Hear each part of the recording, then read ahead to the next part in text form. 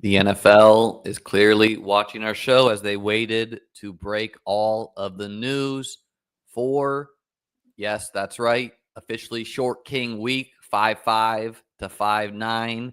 We're landing on 5-7, Davis's favorite day. You can ask him why. Anyways, that's all I got here. No special fancy bells or whistles, but the NFL news we're going to run through is George Pickens traded to the Cowboys. Boom. Gabe Davis released by the Jaguars. Maybe actually good for Gabe Davis. Dallas Goedert agreed to reworked deal. Let's start with George Pickens to the Cowboys. I'll give my quick take on it. I mean, I think it's a fantastic trade for the Cowboys. We've seen wide receivers north of 30 go for third round picks. We've seen Stephon Diggs go for a second. We've seen Keenan Allen go for a fourth. Amari Cooper got traded mid-season last year. He did get traded to a contending Super Bowl team, so probably paid some juice on that for a third. But George Pickens, he's 24. He just got traded to the Cowboys. Goodbye the folks who were trying to steam Jake Ferguson up to the 8th round. Jalen Tolbert, I don't want to play with you anymore. Kevontae Turpin, maybe he's going to become a who. Remember who? But I think it's fantastic for the Cowboys. Are the Steelers blowing it up? Is Aaron Rodgers still going there? Take it away, Davis. I mean, this is what the Steelers do. The Steelers are 100% on sending wide receivers out at the appropriate time.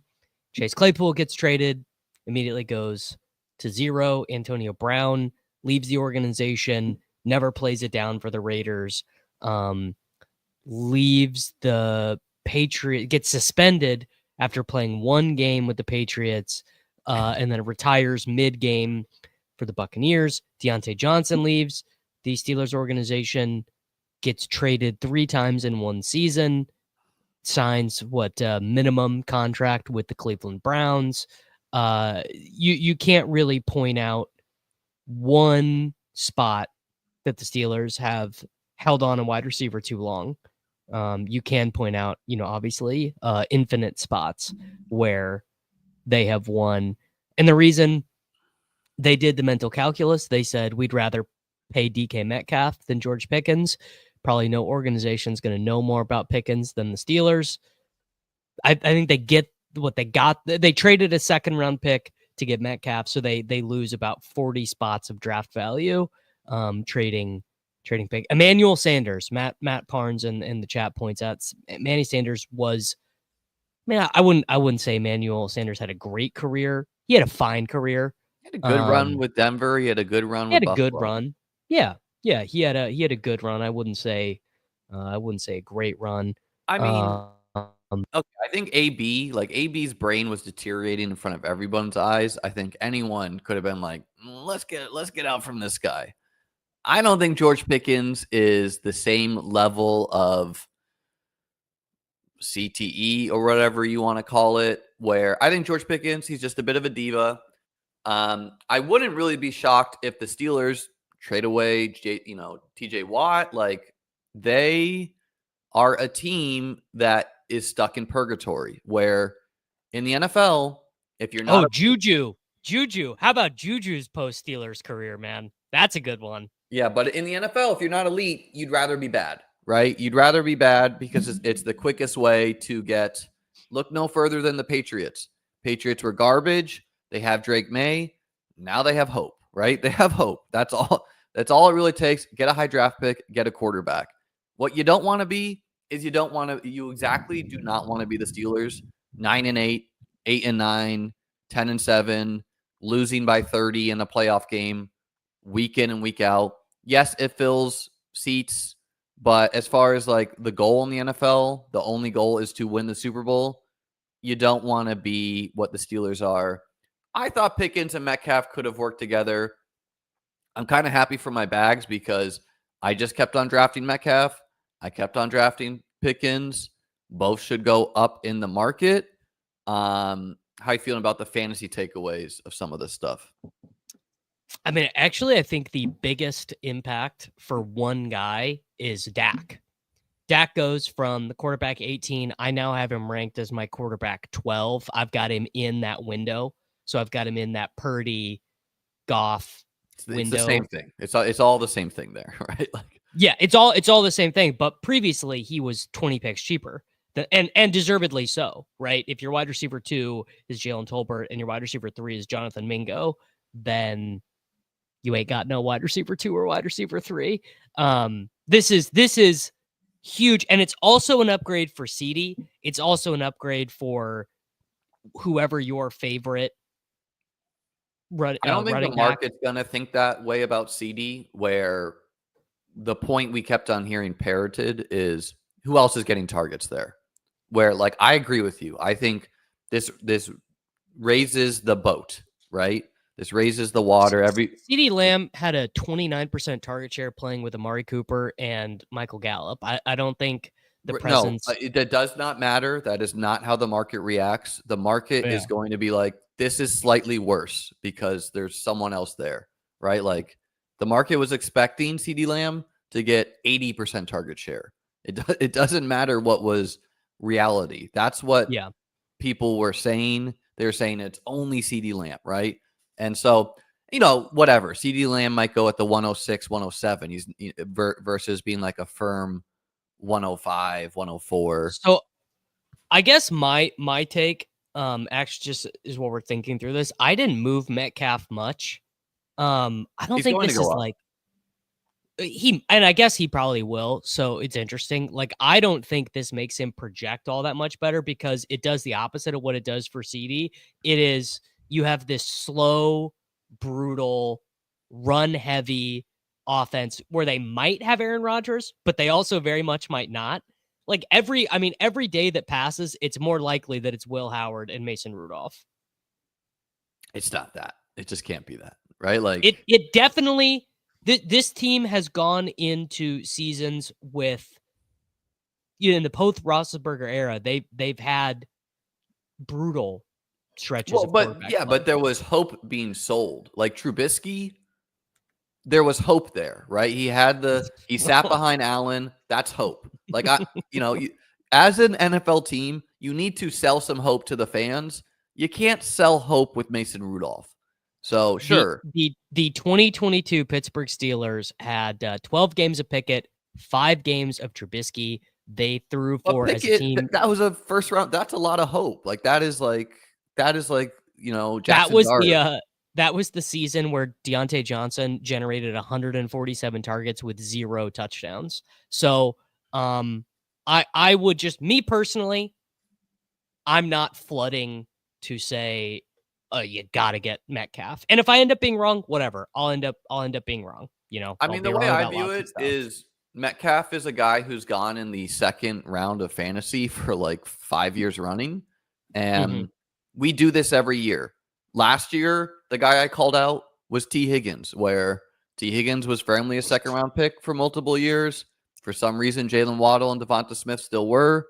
And T. Higgins were like, you know what? You're going to go in the 4th or 5th. The market does this because you can't have every wide receiver up there, or the Joe Mixons of the world, the Breece Halls of the world go in the 5th round, which feels wrong, right? So just some of these wide receivers this year, to me, Chris Olave, DK Metcalf. I mean, do you care that Metcalf Waddle was bad last year? Does that factor in at all? I mean, no. I don't think, could DK Metcalf go for 1,210 this year? Yes, to me. Which I think, by the way, is the right way to view it. I think the Seattle offense was weird enough to not really care. But Metcalf was like legitimately bad last year. 1.81 yards per route run. That was his worst. Maybe JSN was just good. Year. Maybe, they had a lot of weird injuries too. They were a team that's like Steelers of the NFC. Like, they're like good, not great. So I don't know. Like, do I think DK Metcalf should jump guys like Devonta Smith and co? Not really, but I think he can go from like back of the 5th, front of the 5th to like in that conversation at the 4 or 5 turn.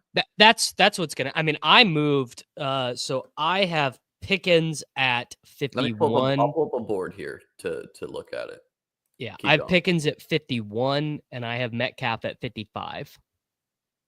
Yeah, and Pickens, I never really thought he should be dropping too much either. Let me pull up a Best Ball Mania.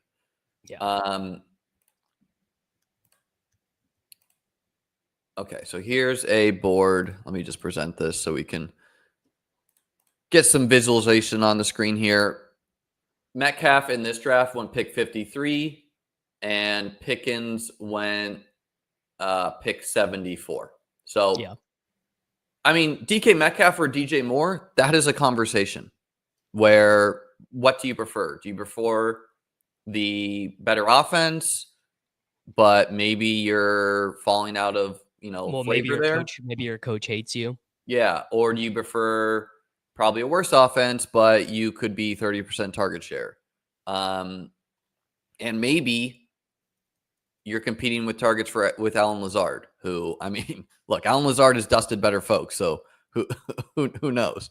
Love Alan Lazard. We already got the report this morning. Alan Lazard, Steelers are in conversations with Alan Lazard. Okay, well that makes like Rodgers like a lock, right? Like, I mean, let me make sure I didn't make that up. Or I didn't make it up. Someone posted it in Discord, but it's possible that was an old report. No, yeah. 1 hour ago, Rodgers' friend Alan Lazard in play for the Pittsburgh Steelers. Where do you think the Pickens line should be? I mean, Pickens. I moved him where Sutton and Ridley are on this board, 48, 49, 51. Wow, so you have both Metcalf and Pickens, and that is where Pickens was in the big board. Mm-hmm. By the way, he was living like around here, and then for some reason he's just tumbled in Best Ball Mania. We've seen this year in and year out where news we expect to come, but it hasn't come yet. So in this case, Rodgers, like players will slowly fall until that news actually is here. Obviously, this means, Pat Freiermuth. Okay, maybe you can take him a little bit over the Hunter Henrys of the world, etc. Your guess is as good as mine as far as like Calvin Austin or Roman Wilson. Roman Wilson, a third-round pick last year. Calvin Austin, he has a role in the NFL, kind of like a Trey Tucker. He's a deep threat. So I think both of these guys are okay guys to mix in. Roman, you would guess, could be the more. I moved him way up. I moved him into like the 210s. The other thing I think is like quite possible is that who's going to be signing Amari Cooper, Keenan Allen? The Steelers. So don't get over your skis on the Roman Wilsons and Calvin Austins of the world. They're fine to mix in, but there's still a lot of dominoes left to fall. On that note, the Cowboys GM, Jerry Jones, said that I think they were working several trades. And so people are guessing that maybe the other trade that could come down the pipe is Breece Hall to the Cowboys. You buying that? Am I buying that? Probably not. No, I'm not buying it. Just it makes so little sense for the Jets. Yeah, but I mean, I would also argue trading away George Pickens didn't make a ton of sense for like a third-round pick. I know they have a good history with it. It makes sense for the Jets if you think, hey, we really like Braylon Allen. We really like Isaiah Davis. And B, we want picks next year to go get the quarterback because we know Justin Fields is a stopgap. So it kind of makes sense. Like we're seeing several teams trying to stockpile picks for next year, which I think the Jets should probably be in the camp of. I feel like that is like internet guy talk. It just feels like teams like never in practicality actually do that because everyone's jobs are so up in the air. Everyone's always so close to getting fired in the NFL. How I'm going to be approaching it is, I already like Braylon Allen. I already like Breece, but I'd be making sure to get a little bit more Braylon because if Breece Hall is traded to the Cowboys, price of brick is going way up, Right. for many players, where really like these early drafts, you could be like, damn, Braylon Allen is a 5th round pick now, Right. so if you're out there, mixing Isaiah Davis, whatever, that's how I would be operating, whether you think it's far-fetched or not. Let's move on to Gabe Davis. Gabe Davis got injured last year. I think the writing was a little bit on the wall. It is a little surprising that the Jags ate so much dead money. Gabe Davis, he's like a Mac Hollins. He's a capable blocking wide receiver. He does a role. I would have said the Patriots make sense if they didn't have literally Mac Hollins. I could see a reunion with Buffalo. That makes sense. Blocking wide receiver on the Lions. That makes sense. Don't know if Gabe Davis is I think this is actually good for your Gabe Davis shares if you have a lot from the big board or whatever, as far as potential to land with a better team, right? He could land with the Chiefs, whatever. He could be Michael Wilson's replacement. Like, all these things are possible. How you viewing Gabe Davis cut from the Jags? I mean, I guess it's probably like slightly bullish if you have like De'Ami Brown bags, or if you were taking, Parker if you were taking, Washington? well, I was gonna say if you took Parker Washington and the big board, maybe he's like live now. And then I guess I don't know, where could Gabe Davis land that I would think he was draftable. He just had the thing about Gabe Davis is he has no juice. I mean, if he lands with Buffalo, like this is why, like, Curtis Samuel, Elijah Moore, Gabe Davis, like, some of these guys are not making the team, right? Like, Man, if he, let me tell you this, man, if Gabe Davis gets re-signed by Buffalo, Keon Coleman is the deadest dude. They have like already determined Keon Coleman is a 0. I wouldn't view it that way. I would view it like it would be, signing Gabe Davis for vet minimum just seems like a sharp business move where you have faith in Keon. You want Keon to be the guy. Keon was pretty good before injury, very similar stats to Xavier Worthy. He just got hurt, never got back on the wagon. And maybe he won't work out, right? Like, he has some holes in his profile, but I would view it as like, okay, we lost Mac Hollins. We know that this guy does, and Buffalo wants to run the ball anyways. We know this guy can do a role in our team. We prefer it to be Keon, but hey, if it's not Keon, we're a Super Bowl team. We just lost a guy we liked. We got him back for like vet minimum. So I don't know. I wouldn't like kill Keon. I forgot they took Caden Prather too. Insane, in like dude. 6th round or something. Yeah, they just have. I mean, and they also took the 2 tight ends. They took Jackson Hawes and he's a blocking tight end.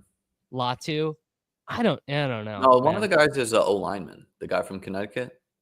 No, Kaliki Latu is like a blocking tight end. 6'6". Yeah, Hawes is a definite blocking tight end. I don't know. You got people like Stevie Johnson picking up the Kincaid steam and being like, we got to get this guy 80 targets. Do you see the report that he also has a double knee injury? Well, what I was going to get to is you also have like Bills injury reporters who are like clickbaiting Kincaid because he looks very skinny right now.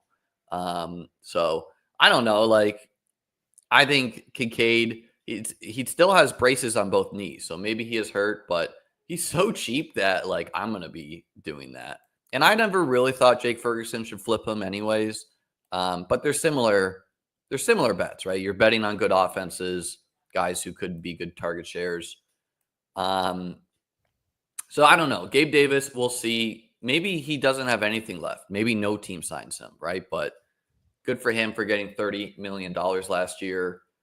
You had to guess today who's signing. Yeah, shout out to Trent Baalke, man. Genius. Yeah. Who you have to guess today? Who's Gabe Davis being signed by? Bills. I mean, I feel like it's just like a lock. Yeah, I would definitely say it's a contender, right? It's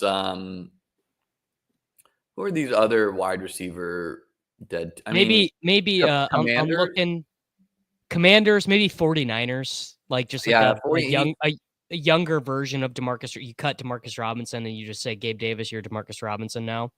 I could see the Chiefs doing it too if like they want to be this blocking team. If Royals just like gets to real camp Like they're having rookie mini camp right now, but if they get to real camp and Royals, it's just dust. Yeah, I can Atlanta. see it. I mean, Atlanta is like Atlanta needs a guy because they have Ray McLeod and someone actually worse than Ray McLeod. Oh, come on, Davis. You know this. the Ravens make sense to me too, as far as I Oh, mean, the Ravens. The Ravens. He's the thing. He's too young. but they have Hopkins. Maybe on his next contract. Kadarrell Hodge. Thank you, Kadarrell Hodge. There we go. Yeah, and then some of these teams with like younger wide receiver rooms, I could see him being signed as like a mentor. The Giants, like I mean, we know the Dable connection there, so I don't know. My guess is that a contender signs him, and you know he's not. He's like Nick Westbrook-Akine. He is Mike Yes. Williams. Yeah, he's Nick Westbrook-Akine now. Yeah, you are just hoping that gone are the days of Gabe Davis in the 4th round. You are just hoping to get a couple touchdowns. Hopefully he blocks his ass off, etc. The Bears, I mean, the Bears signaling the end of DJ Moore or something. They do have Alameda Zacchaeus. Yeah. Dallas Goedert reworked his deal. Dallas Goedert is quite interesting because he opened best ball with this group of tight ends, so going in the hundreds to 120s. And like basically nothing changed, and he just kept drifting.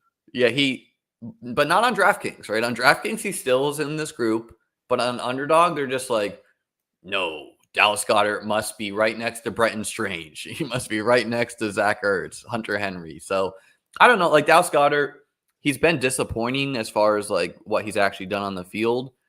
He's still like, you know, you get an AJ Brown. He had one mega spike last year. Yeah, and you get an injury to AJ Brown or Devonta Smith, and you have a quasi league winner probably at tight end. So I don't know. I think I wouldn't say it's good for Dallas Goedert being back with Philly, but it's not bad. You know, plus I think it could have been really good if he got traded to a team that wanted to pass more and feature him a bit. Yeah, I agree. I also don't view it as bad. Yeah. So, all right, that's about it for the big news takeaways. Anything else you want to say news-wise, Davis? I don't think there's anything else that we've missed. I mean, I just think it's a reminder. Like I'm working on my depth chart article, and this is why I'm like just waiting a little bit, but there's still a couple of things left to fall, right? J.K. Dobbins, Nick Chubb, Keenan Allen, Amari Cooper. These are dominoes that could have varying effects. I would power rank the Steelers as pretty high for Keenan/Amari Cooper. Unless they totally want to. That's not really bringing in the old guy is not really the Steelers' move. Generally, they're. But these, I mean, some of these should they even Allen be on Robinson, the market, I guess. Should they even be on the market? You know, yeah, Allen Robinson, dude, like Van Jefferson. Robert Woods is already on the team, so like, what do you even need Keenan Allen for? You know, maybe you just cut Woods and you say, hey, we got a better Robert Woods. True. Yeah, you could just do that. Yeah. So I don't know. So just a reminder that like Tyreek Hill still could be traded. Breece Hall, still could be traded. Yeah. I would say James Cook, definitely not, just because the Bills are Super Bowl contenders, unlike the Dolphins and Jets. But strap up, folks. We're just getting started. What if they think Ray Davis is really good and they just don't want to pay him?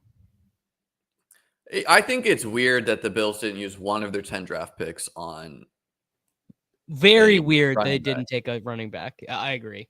But it's like a huge vote for Cook. You know, so all right, we're gonna do one huge or a huge vote for Ray Davis. We got the 101. I'm running hot on 101s, man. Let's see.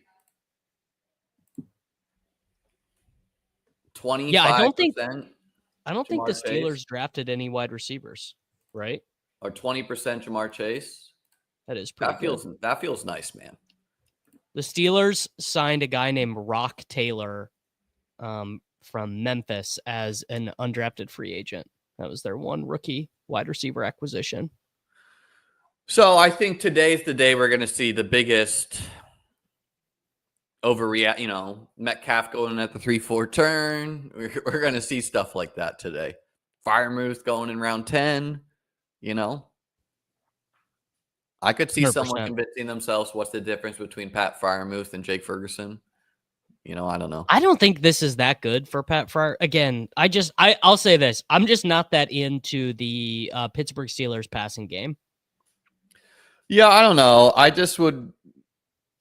I agree. Like, I'm a top-down guy. If Rodgers is there, I'm like relatively into it. And nearly every offense has guys who provide value, like, who are going to score points. Like, even New England, who was awful last year, Hunter Henry, Pop Douglas, like, these guys had some value, like not good value, right? The Giants, god-awful team, there was quite a bit of value there.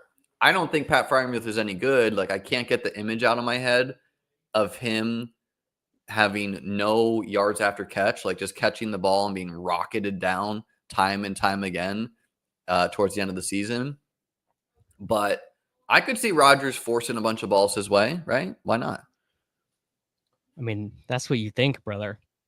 Not when Alan Lazard shows up. My God, what's Mercedes Lewis up to? Alan Lazard. The Jets, too. The Jets are a team that could sign Cooper or Keenan, right? Yes. Yeah, certainly they are. Yeah. I mean, we're not drafting a second wide receiver there. I would take 18th round Amari or Keenan in field stuff. I would not take them any earlier than that. But no, I'm saying right now, no one is drafting a second wide receiver. Yeah. Sure. And, like, we all like Mason Taylor. The dude could have like 2 targets a game for his first like 2 months of the season, Oh, I mean, yes, 1,000,000,000%. I mean, Mason Taylor could, like, functionally, Mason Taylor could be no different than a Rondé Gadsden, 5th round pick for the Chargers, like getting like 7 routes a game, costs like a $400 guy in showdown. Like, we like Mason Taylor, but Mason Taylor, you remember Tip Ryman was a 2nd round pick to the Cardinals last year? You could be like, why don't I have Tyler Conklin? Tyler Conklin could have some miracle season with the Chargers. I took him in a draft yesterday. I've drafted Calvin Austin on an Eliminator. So if you face that Calvin Austin team, guys, I drafted him like a month ago before the trade. I was just like, I don't want to draft another wide receiver. The same ones I keep on drafting. Yeah. Million, trillion percent. What do you like to do at the 2-3 turn when you've got Chase? I like this. What's your preferred? I do a lot of different things. Sometimes I want to just build like 6 straight wide receivers and just try to lean on that 6. Sometimes I double tap the running backs. Trey McBride is always fun.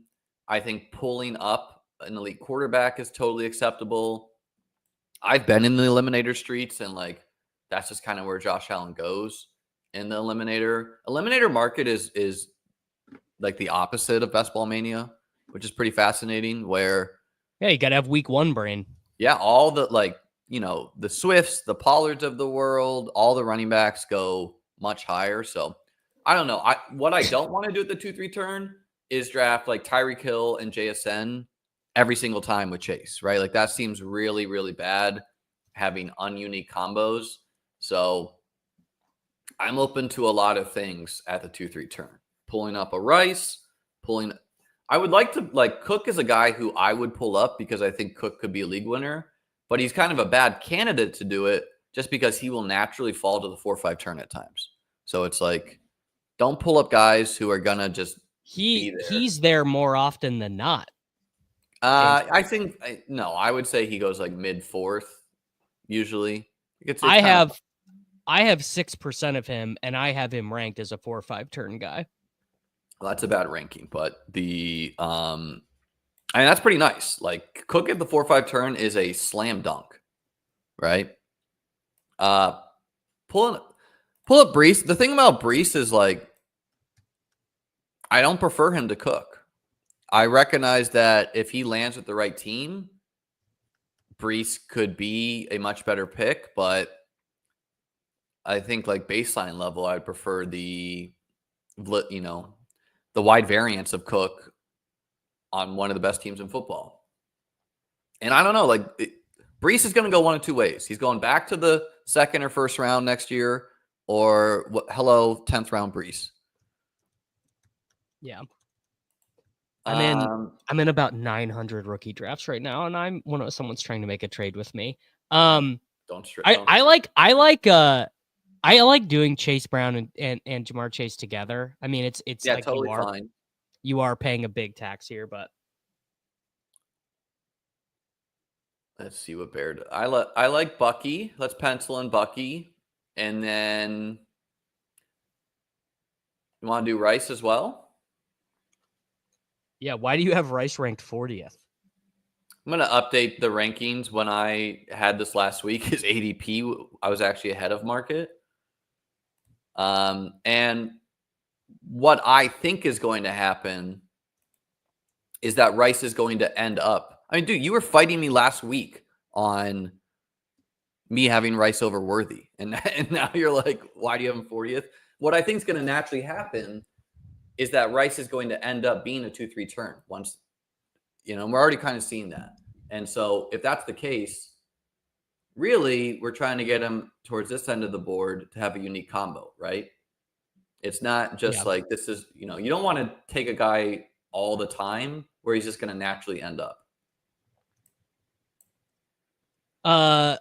There was another good report on Rice's health, but I had Rice ahead of ADP before, but we got another good update on his knee. And Drew Davenport, he posted another thread yesterday about how not only does Rice not have a criminal case scheduled yet, it's a civil case, but that the civil case is more likely to be pushed back than to take place as scheduled. So we are looking at full health Rashee Rice and probably no suspension in the 2025 NFL season. Well, what we hope is full health. Like we're seeing him run routes, but that's not always. There's still some uncertainty. Like Dak as well. Got hurt last year. I feel better about Dak because they did the trade. Rice though, like I don't know. Is he just going to be a mid-second round pick? I guess. And let me tell you, if you want Xavier Worthy Davis, you should be drafting Eliminators because he falls to the 5th round there. People are not interested in Worthy in the Eliminator contest, which I feels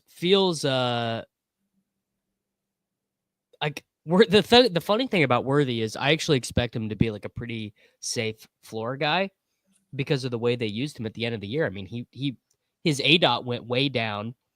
I mean, well, I don't know, dude. I think Worthy's going to end up being a good football player. If he hits his ceiling, he's Tyreek.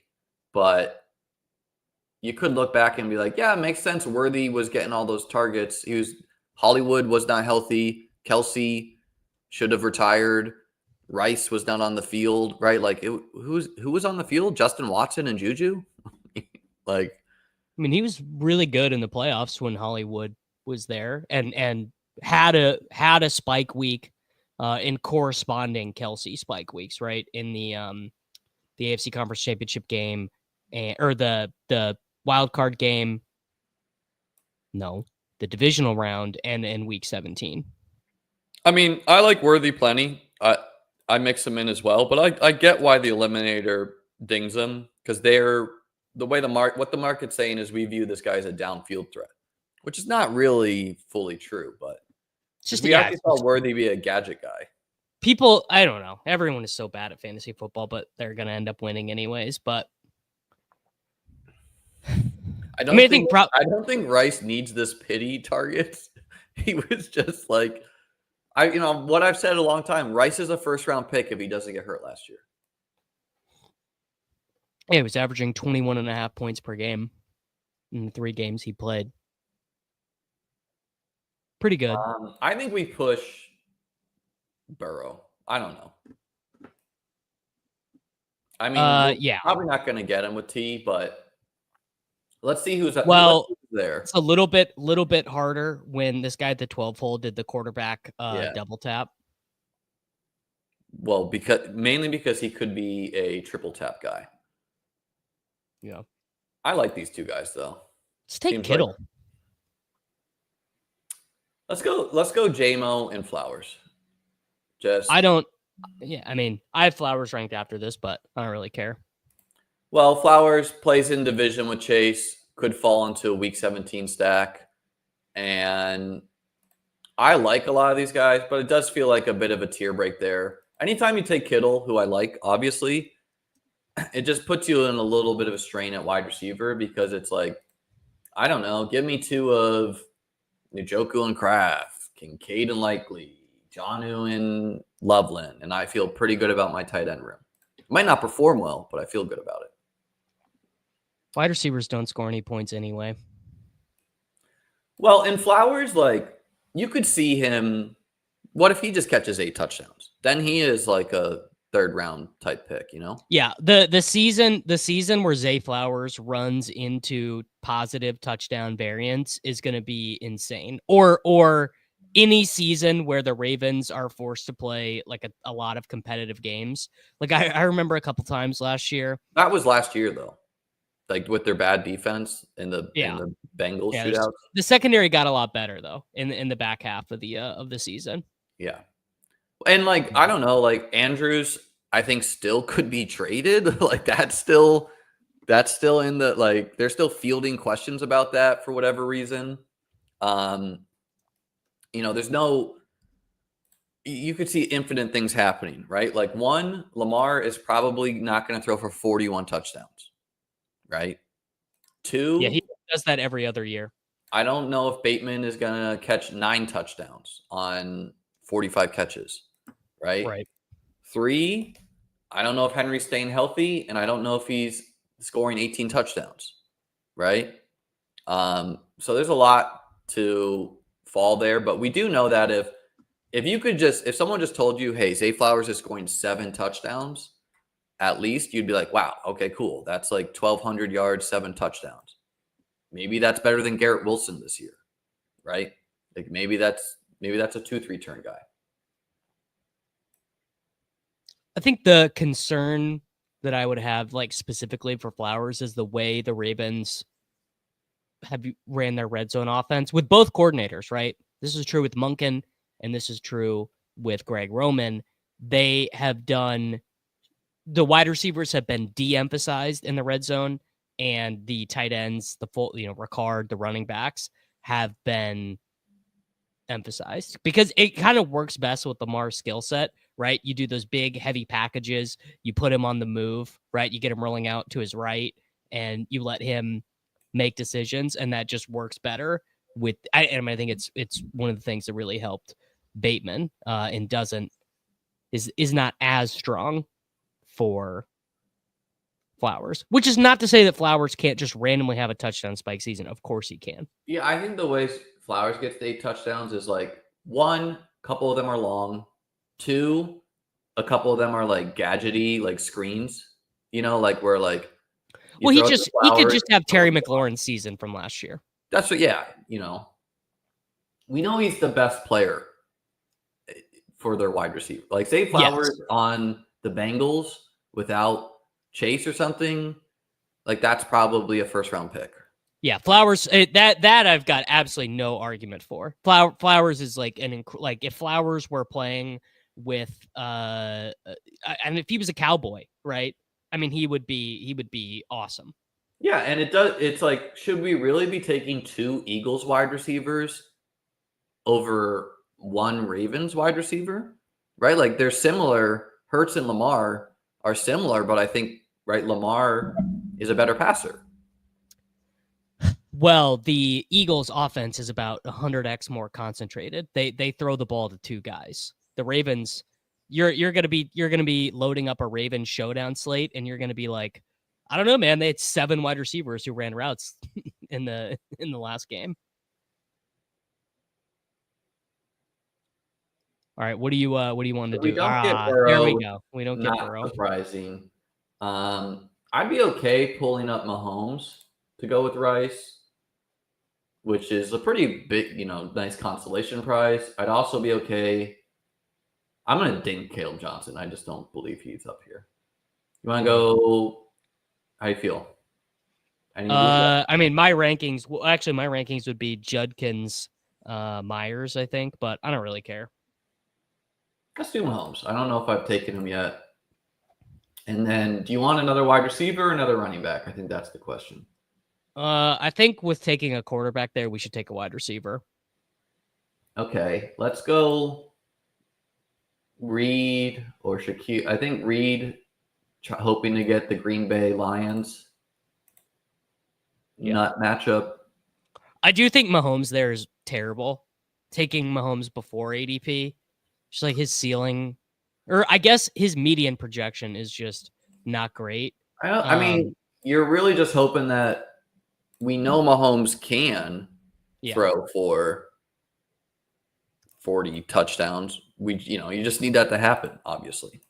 Been a long time. Been a long time, Pat. I'm not fine. Someone who's going to go all. I've been a Mahomes fader pretty much every year in fantasy because it's been insane that he goes ahead of Josh Allen and co. or with them. But Mahomes and Burrow, I love Burrow. They're both getting it done by passing, right? So it's like Chiefs defense is a little bit worse. We've made the bet on the Chiefs. You got to draft like you're right. Obviously, we've seen what the Chiefs have been. I still think Mahomes could be QB3 in fantasy. That can happen. I think there's a pretty good argument that Rashi and Mahomes' ceilings are negatively correlated. That a really good Rashi season is similar to the offense they were running last year. Very slow, possession oriented. Obviously his big games came with Worthy not established in the offense. Worthy speeds games up, whereas Rashi's would kind of, they'd be these disgusting 11 play Kareem Hunt filled drives because Rashi is not going to get it done on explosive plays. This is no offense, but this is just the most overthinking it. Oh, you actually want Mahomes only with Worthy, but not with look, man, we're just betting that the Chiefs throw a lot of touchdowns, right? And if Rice has a bad game, but Mahomes gives us 30 points in the lineup, we're happy for this team. I understand what you're saying a little bit, but I don't know. We're not going to get Mahomes at 96 a lot. And you're certainly, when you have Rice, where's Worthy at? So the Worthy drafter would have taken him at 82 or 87. And I think this is, once Rice settles in here, Mahomes is going to settle here, actually. I wonder if he goes the other way. I wonder if he settles, because there's no upward pressure. No rankings outlet is going to increase Mahomes's ranking. So the only upward pressure would, I guess it would, but because then the 1 hole and the 2 hole are so likely to take Burrow because of Higgins and of Chase. I don't know. I would guess Mahomes' ADP continues to drift back. I'll be below 8% of Mahomes probably, just because in a median sense, I don't see a big difference. But I'm very willing to pull up the quarterback when I've taken a Rice, I've taken a Worthy. I'm not taking Rice at the 2-3 turn and pretending he's a bad pick, right? I'm pretending he is the best pick on the board. And if that's true, he's scoring touchdowns and Mahomes is throwing it. So I don't know. I personally think what's happening to you a little bit is you just went all in on the Chiefs last year and plus multiple years, and now you are trying to do the opposite, right? And I just have them all at market. I think I have Mahomes at 88. Okay, but we're not gonna get him in a streamed room. So it's could we have just gone Goff and Love? Sure, but so does everyone else. Goff probably outscores Mahomes, especially in the money weeks, right? Goff gets the games indoors. I mean, more than likely. Mahomes will be playing outside in the cold. You know, they probably get a week set. What's the division the Chiefs play this If year? you're Is the asking me AFC? quarterbacks that can throw for 50 touchdowns in a year, I'd probably, and like I have to power rank them. I'd probably put Burrow first because of their pass rate over expectation and bad defense. And I'd probably Yeah. put Mahomes second Mm, because he's done it. yeah. Yeah. I don't know. I don't know. I don't think I'd And put him second. I'd have to think I more don't think about it. this current meta of the NFL we're going to see that too many times. But no, I think Mahomes is a perfectly fine pull up, unique combo type of guy. Yeah, we're just in a brutal spot now though because all the good players are gone and we have 2 stacks lined up. So the 2v2 is going to look better the other way. Caleb Johnson at 89. It's not. I think honestly, I think that's where he should be falling. Like I am very anti that. I'm gonna put him amongst the group of Aaron Jones and co. I mean, Cup is a big tier break, so let's do Cup. I'm never taking Kelsey. I would do it. I would also take one of Warren. Yeah. I mean Cup is fine. Like we're I guess. I don't know. This is a tier break at running back too.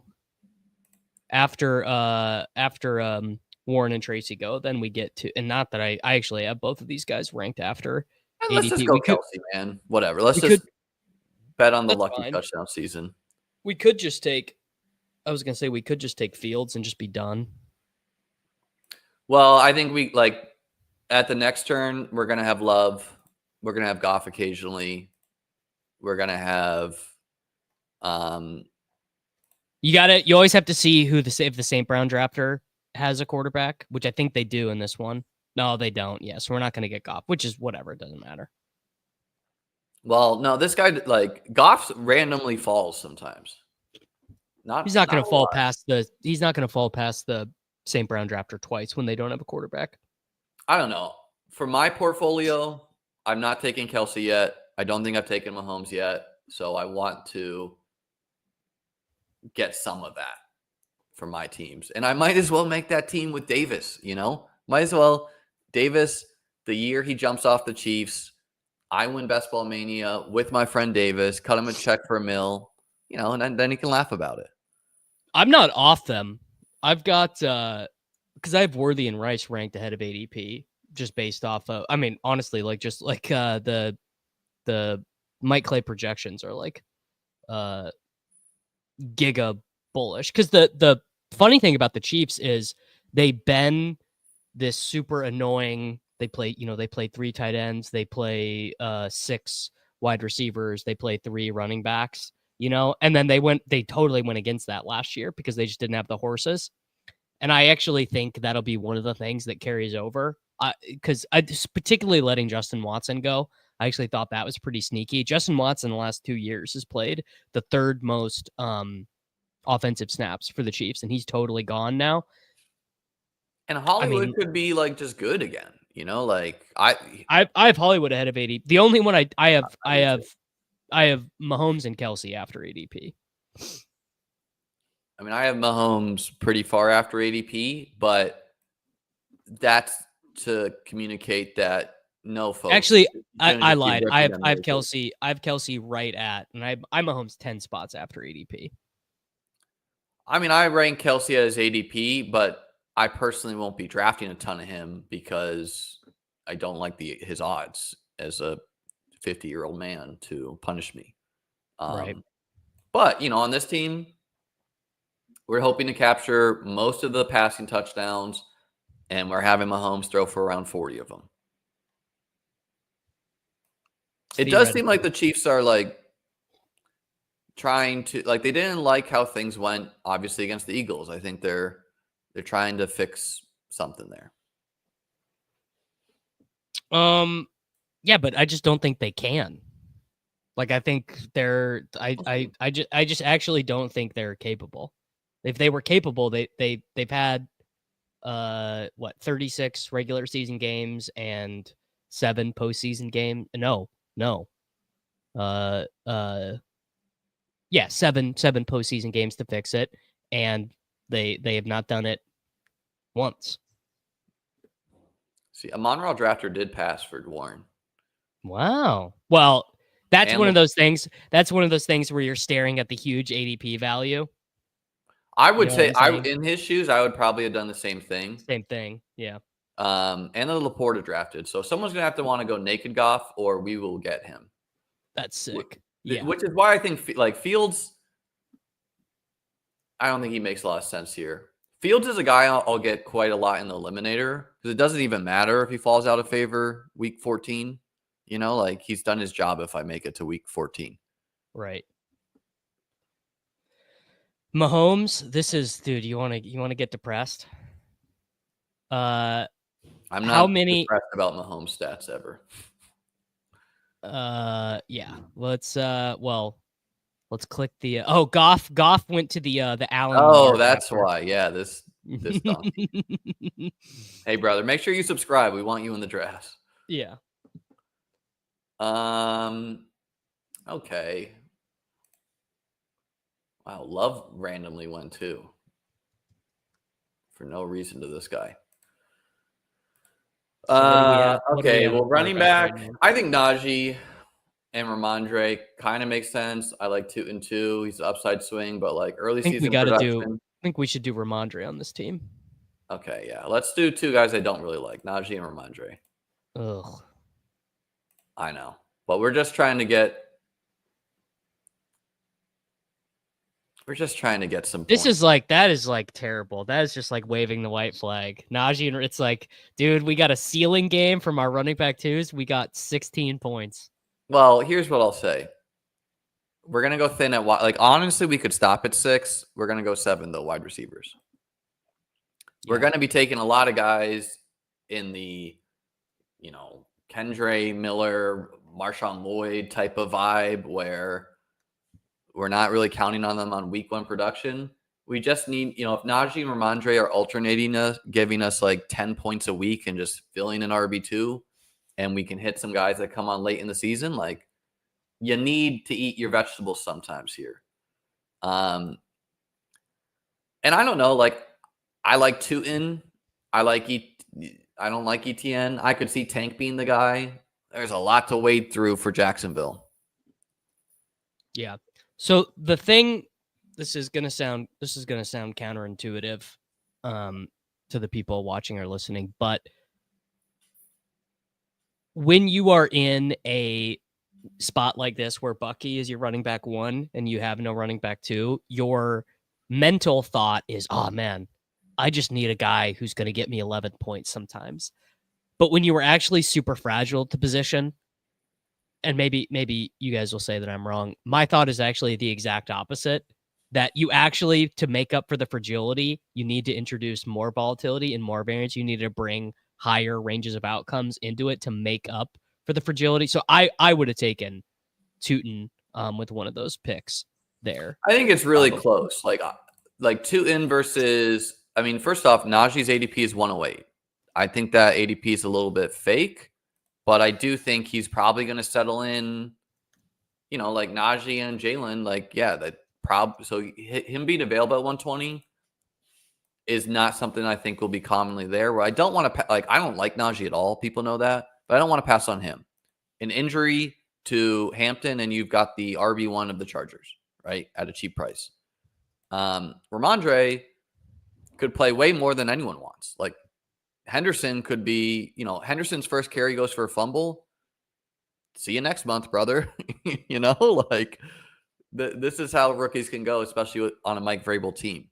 And I understand Tootin is the biggest upside swing, but we can make some big upside swings still on the board, right? There's guys like Jadon Blue. There's guys like, there's upside I still think we can make, but I don't think anyone really else existed as far as like these guys can help us get to the playoffs.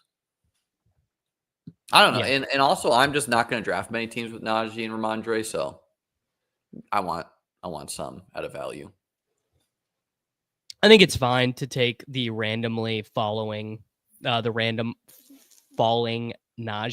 Like I don't think it's terrible, but Well, the guy you said, though, is we got to get Ramondre on this team. Like, you didn't say we got to get Najee. So that's why I was like, okay, Ramondre's your pick. Najee's mine. Ramondre, I actually kind of like at the price that he is, because now he is just priced like a handcuff, like a pretty obvious handcuff, and he's got like a little bit of standalone upside.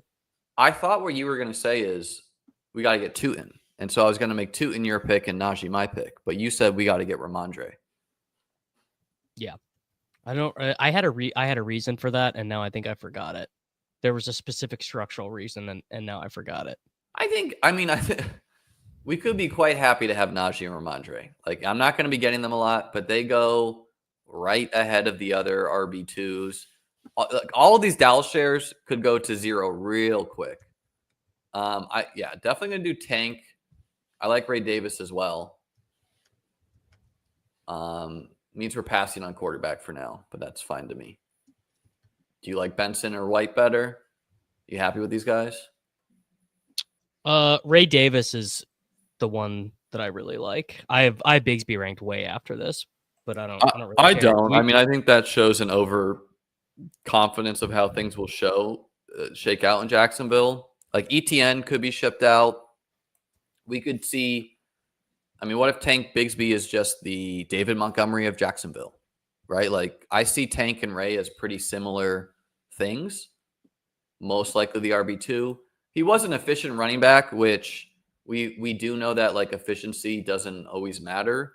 But I mean, the efficiency like has like no correlation to future touches. Yes, but I mean, the dude had 800 yards and 7 touchdowns last year. So like, what if he takes yet another step? And they liked him so much that they drafted 2 running backs. Well, 2 in okay, and then what round was the other guy? LaQuint Allen. He was the best pass catch, best led all running backs in all of college football in receptions, receiving yards, receiving touchdowns, and was the best or second best pass blocking running back in the class. I see it as us just betting on like good teams, and the dream for Tank is he's kind of like their Bucky Irving. Like, he's not going to catch passes, but like change of pace runner. ETN could be a total zero. Like the dude averaged like 8 points per game last year. That is awful. ETN? Yeah. Oh, I mean, he was unspeakably bad. Like this is my experience with the NFL is that basically being a first round pick earns you like to the point that the Cowboys traded for Kaiir Elam. You know what I'm saying? Like being a first round pick, just it's unbelievable how much leeway that gets you. Well, and I think Tank, when you do pass on Tootin, we've made a bet against Tootin. How do you do that? Tank. I think if you're into Tootin and you're trying to 0% tank, that's not recommended. I would want to be maybe he'll fall a little bit more. Trey Benson, similar thing. White, similar thing. I mean, Benson was not good last year. This is just like James Conner's old, Tank at least was good. Yeah. After being the worst running back in the NFL the year before. Yeah, and there's a lot of guys like, who else fits that bill who could rebound? This is probably the worst structure I could think of having, the 3-3-3-3 through 12 rounds. It's just really it's beautiful stuff. Who else was terrible last year and maybe could be this year's Tank? Who do you think I'll say? Benson, right? He's the most obvious Blake Corum, dude. What if it's Blake Corum? Because you know who the Jaguars drafted in the 6th round last year? Who? Kylan Robinson, who went in the 6th round this year to the Rams. Jarquez Hunter. Yeah. Kylan Robinson he barely even played with the running backs. He's like a core 4 special teamer. Yeah, and that could be Hunter. Like, people are getting hyped about Hunter. I don't think Hunter played any special teams in college. I'm just saying Hunter could not play. Sure. Yeah. I mean, I take Corum there's been some really interesting. He's an 18th round pick now. It's just been really interesting to hear the Les Snead and McVay talk about running back in a different way. Now it's all well and good to talk about it, and then you get to the season and McVay needs his binky in there. I mean, the dude loves Kyren Williams, but I think it's just, Kyren Williams is just objectively like a pretty average running back.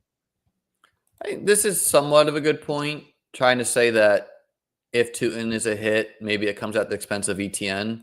And like Tank's role, I think, is somewhat safe in the short yardage role. Yeah. And what if Tootin sucks, man? Like, not everyone can be Achane. I mean, you would, if you got to bet it at -110, you would bet that Tootin would suck. Yeah, we know that if Tootin is a hit, though, he's a 3rd round pick next year. Like that's why we like Tootin. Yeah.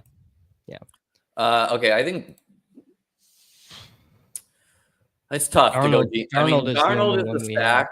He's just not as far as like week 17. Yeah, but we have Cup, so we got to do it. I think Richardson is actually better here. Dude, no, I can't. After I saw that pass, I can't do it. Well, do you want to go 2 quarterbacks or 3? Because if you want to go 3, we could do Geno as well. Definitely. When you take Mahomes, you got to just do 2. Okay.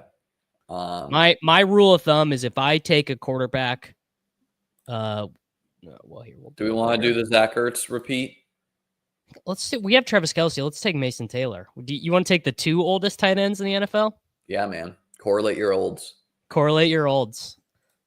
Yeah. I'd also be okay with Eckler. I like Eckler. I think this team, it's just more guaranteed touches. Which one? Let's do Eckler. Okay.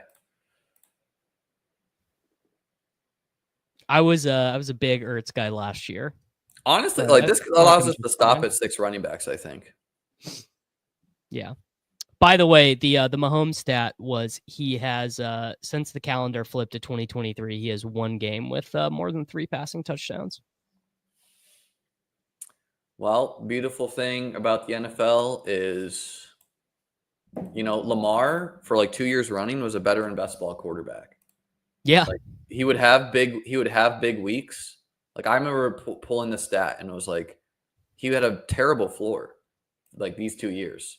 And then you know what happened last year? 434 points. So it's like we know Mahomes is good.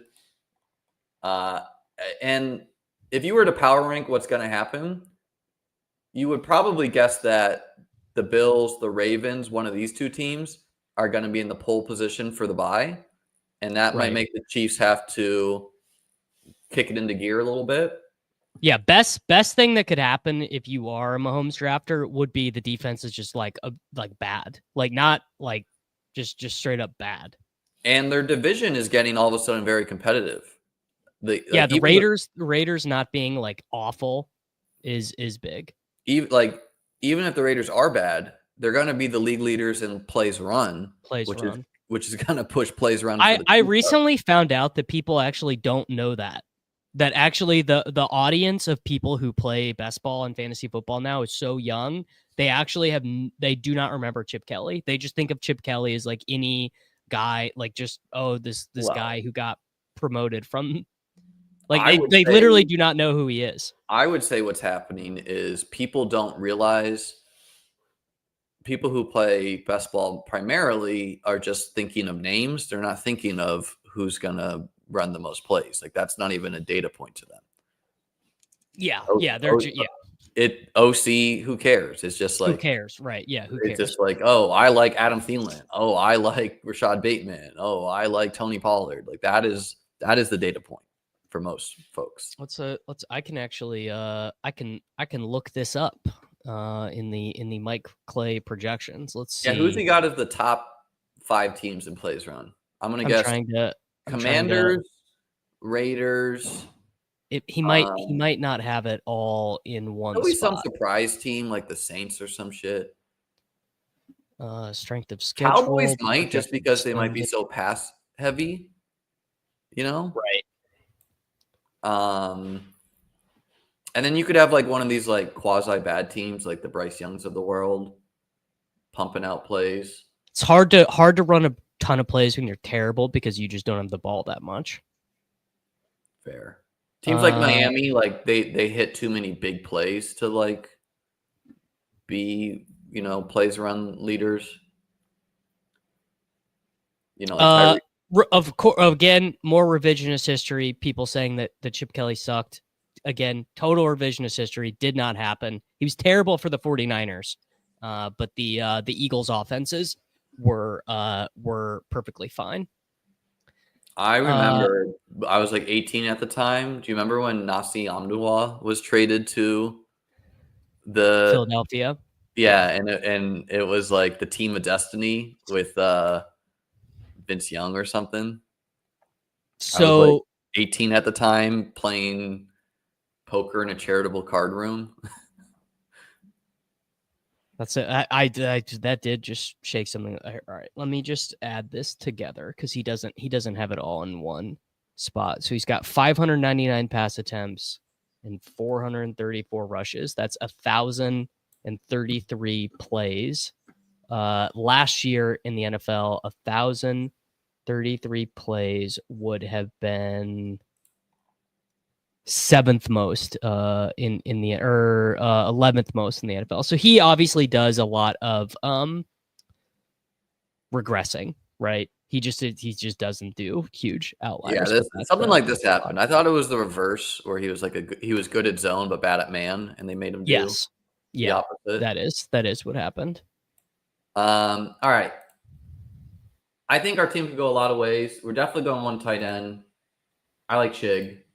I kind of think we could go two tight ends, though. It was like we just count on Kelsey fading down the stretch. Yeah, definitely we need a young guy. You cool with I Yoshi do not Boss? like Yoshi Boss. I think he's like one of the worst picks on the board. But I don't care. All right, we'll go Chig. What do you want? Amari Cooper? You want Mike Williams? You want Wicks? We should take Roman Wilson. Let's not do that. Oh, actually, on this team, we should take MVS. Do you want any more running backs or no? I think we're cool with this 6.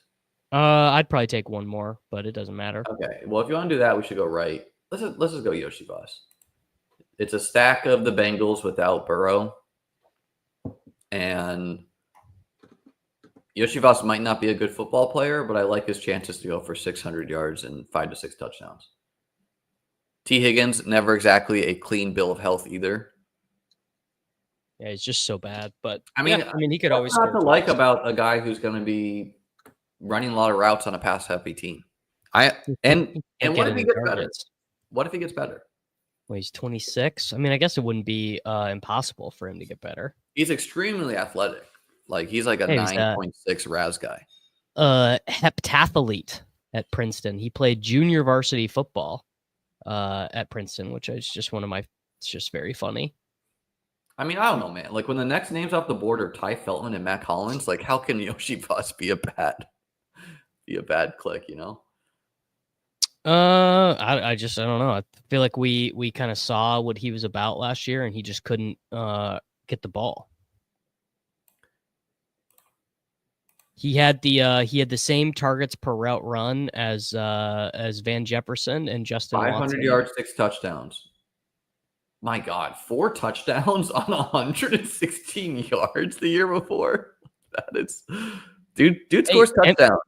MVS had more, bro. I can't do it with MVS, man. You want to talk about a guy who scored tuds. He scored less than Yoshi Voss.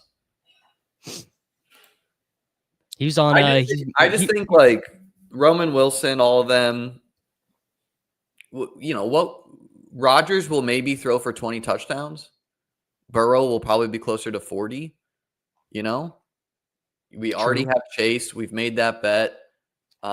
We've seen T get hurt at times. I like Yoshi Voss a lot. I view him like the Bengals' Darius Slayton. Is it possible Jermaine Burton comes out of nowhere? Sure. Probably not Burton, right? Burton seems like more likely to get cut. I mean, whatever. But I don't know. I think Yoshi Voss is a pretty decent May 7th pick when you need a wide receiver. Sure, he'll probably be on the field. Guess he's not a zero. I would have. I probably would have taken a running back there. I think we're gonna go third tight end because if all things hit right, Bucky's in our lineup most weeks, and then we just need one other guy: Tank, Eckler, Ray, Ramondre, Najee, and I think we're gonna get some weeks there. I like Chig a lot, mainly because I don't like Tyler Lockett and co. Elikai Minor. And I was a never Chig guy. He finished down the stretch. But the RuneScape, bro. Yeah, that's good. That's a good data point to me. Bullish. It shows he believes in something. Gabe Davis to Cincy for the wide receiver 3. It makes some sense, but not really because most teams are gonna have Gabe be the blocking wide receiver, and the Bengals are not, this run team. Yeah, I like the reason I don't like Chig is I like Gunnar Helm though, which is a stupid reason not to like someone. Also, Chig just has a hard time being on the field. You're Charlie with the board and all the strings of like reasons why you don't like players, and it's all these like fringe college memories of some guys you like. I do actually think had Helm been able to run the 40, he probably would have been a third-round pick. Didn't he have like a terrible combine? Or he had the hurt ankle or something? He basically broke his ankle on his first. He went to go run the 40 and like ruined his day. Tough scene to ruin your day. I actually like how the team came together somewhat. Not everyone will. But I see the vision. We'll take it. No, this team sucks, but sometimes it doesn't go your way. Just too many. We can get you back. We can get you back with a Arroyo pick. Too many floor guys. I do like Arroyo. He's like a really good fit for this team. Yeah, I think I think Noah Fant could get released still. Like how Gabe Davis just got released. Yes. I don't think he's owed very much money, but no, he is. He's owed a lot of money. Is he? Yeah. But I don't know when that guarantees. He's owed like $10 million. His cap hit in 2020. Oh, he actually has a huge cap hit. Yeah, he's owed a lot of money. So that's why I'm surprised he's still on the team. Oh, yeah. You know what? He could definitely be. So his 2025 savings as a post June 1st release is $8.9 million. So yeah, he's getting cut. Yeah, he's getting cut. So it's going to be AJ Barner and Arroyo. And Barner showed something too. Yeah, Barner probably not a zero. You saw the Richardson pass, man. Let's pull that up. Dude, completed a 7-yard out, man. It's on my timeline. Made me want to ding him 20 spots in the rankings. My God, man, the Crane had the same response. The elbow like that is so bad. It's so funny because I kind of thought the other way just because of I've never seen him complete that pass before. You know what I mean? The mechanics though look terrible. Yeah, it's not good. I mean, it's out pretty quick. Sure, I guess. But let's do an eliminator together, Davis. An eliminator. Yeah, we should have just drafted. We should have just drafted the last team in the eliminator. Well, Darnold is pretty free in the eliminator. We need Darnold is more folks for 30 seconds. Yeah. All right. Let me make this timestamp. Yeah, the eliminator sweat is obviously going to be a great one. We're getting positive reports on the mechanics of Richardson. He's learned, dude. He's a brand new man. We got the 12 full. Have you been doing any eliminators? Probably not, right? Without the No, schedule. no. I'm trying to This is. I max love the the eliminator. yeah. I'm trying to max all these. I'm trying to max the puppy. Are you going to max the eliminator? Definitely not. I would rather max the eliminator than a puppy.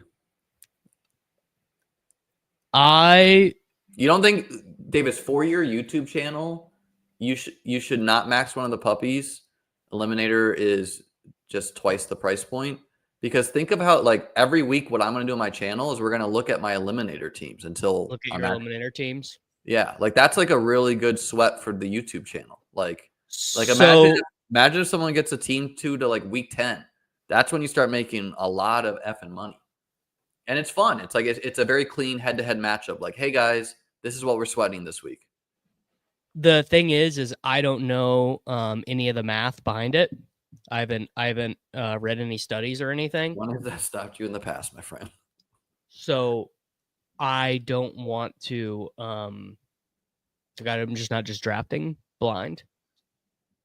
Okay, because there will be. So is everyone, I promise you. But I've been thinking about it a lot because, and let's try to theorize it together right now. So it's a head-to-head matchup. So the trap thought is I just need to have the highest median each week. Incorrect. There are going to be some weeks where you're going to need to score a lot of points. So you need ceiling in there. Well, actually, most weeks, the thing that you're going to want to value the most is the ability to create a mega spike. Differentiators. No. Well, not really different. Like as far as like someone to score a lot of points, you mean? Because most fantasy football matchups are not close. You take any two lineups drafted on underdog, the projection is going to be very close, right?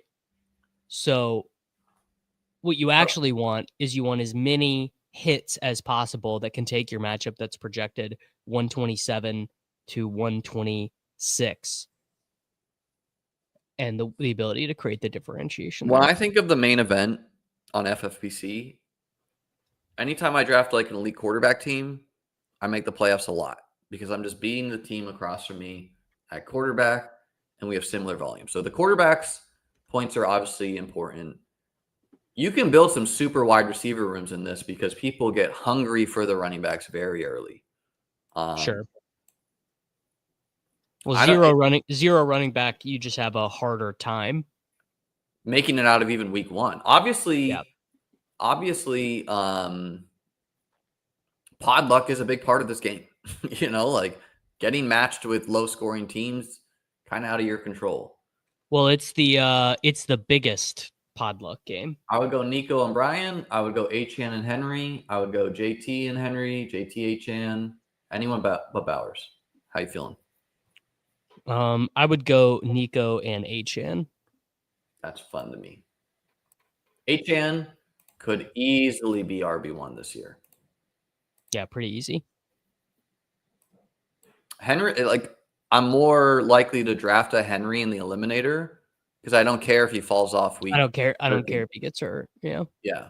It's like it's just okay. You did your service. Thank you. Right. Look, guys. There's going to be pod luck in this game. Obviously, it's head-to-head matchup. So, but I do think there's some levers you can pull here where I don't know. It's a really fun game to theorize about. It's just how do you beat someone head to head again and again and again? And the sweat is super fun. Unfortunately, most of us just won't have a sweat because by math, most of us are eliminated by week 8. I like it too. Even more than most of us. I believe it is 0.7. Yeah. Yeah. But I view it's kind of like a main event sweat where you're sweating the regular season, where it's like most of your your puppies, you don't care about week 10, you don't care about week 12, and we probably won't eliminate either because we'll be eliminated. Right. But for the beginning, you will, It's like I don't think I would look at my like week 1 sweats on my YouTube channel But, week 4, week 5, when I only have a couple entries left, like, hey guys, this is what we're sweating this week. So I think it would do more for you as a content creator than a puppy would, Davis. It's just a matter of, I don't know. I mean, the other thing is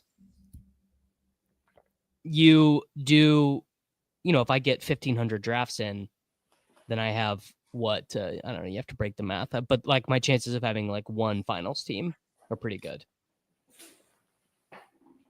With you varying all your builds, sure, yes.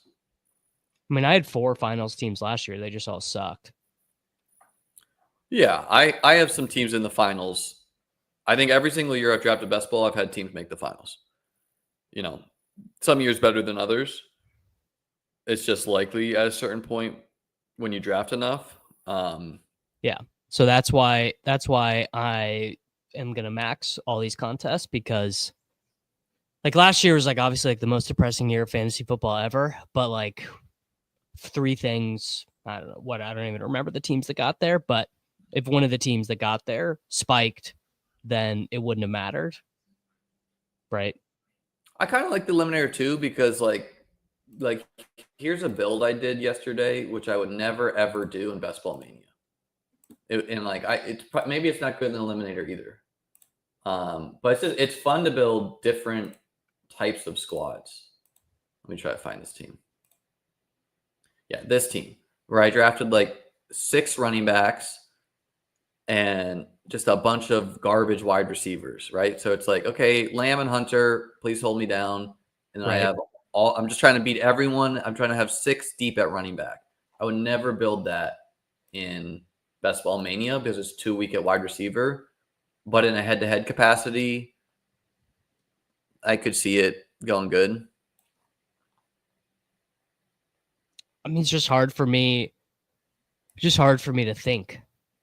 And also another thing. Like, I'm just excited by the head-to-head matchup, so I will be maxing this. The head-to-head matchup is a good sweat. I feel like it's very similar. It's very similar to DFS. Like, I'm relatively confident. Let's do Mike Evans. Mike Evans is an eliminator ass pick.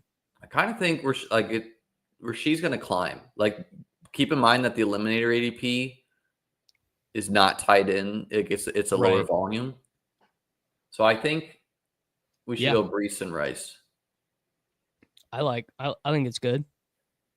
I'd be open to going Rice and Mike. No, I think having a more equal distribution across points, across positions is nice. Most of the rooms will be very running back hungry, but there have been some rooms where I went running back early and that didn't happen. And I just got screwed at wide receiver. So it's like, it's pretty variant of how it goes. Yeah. So like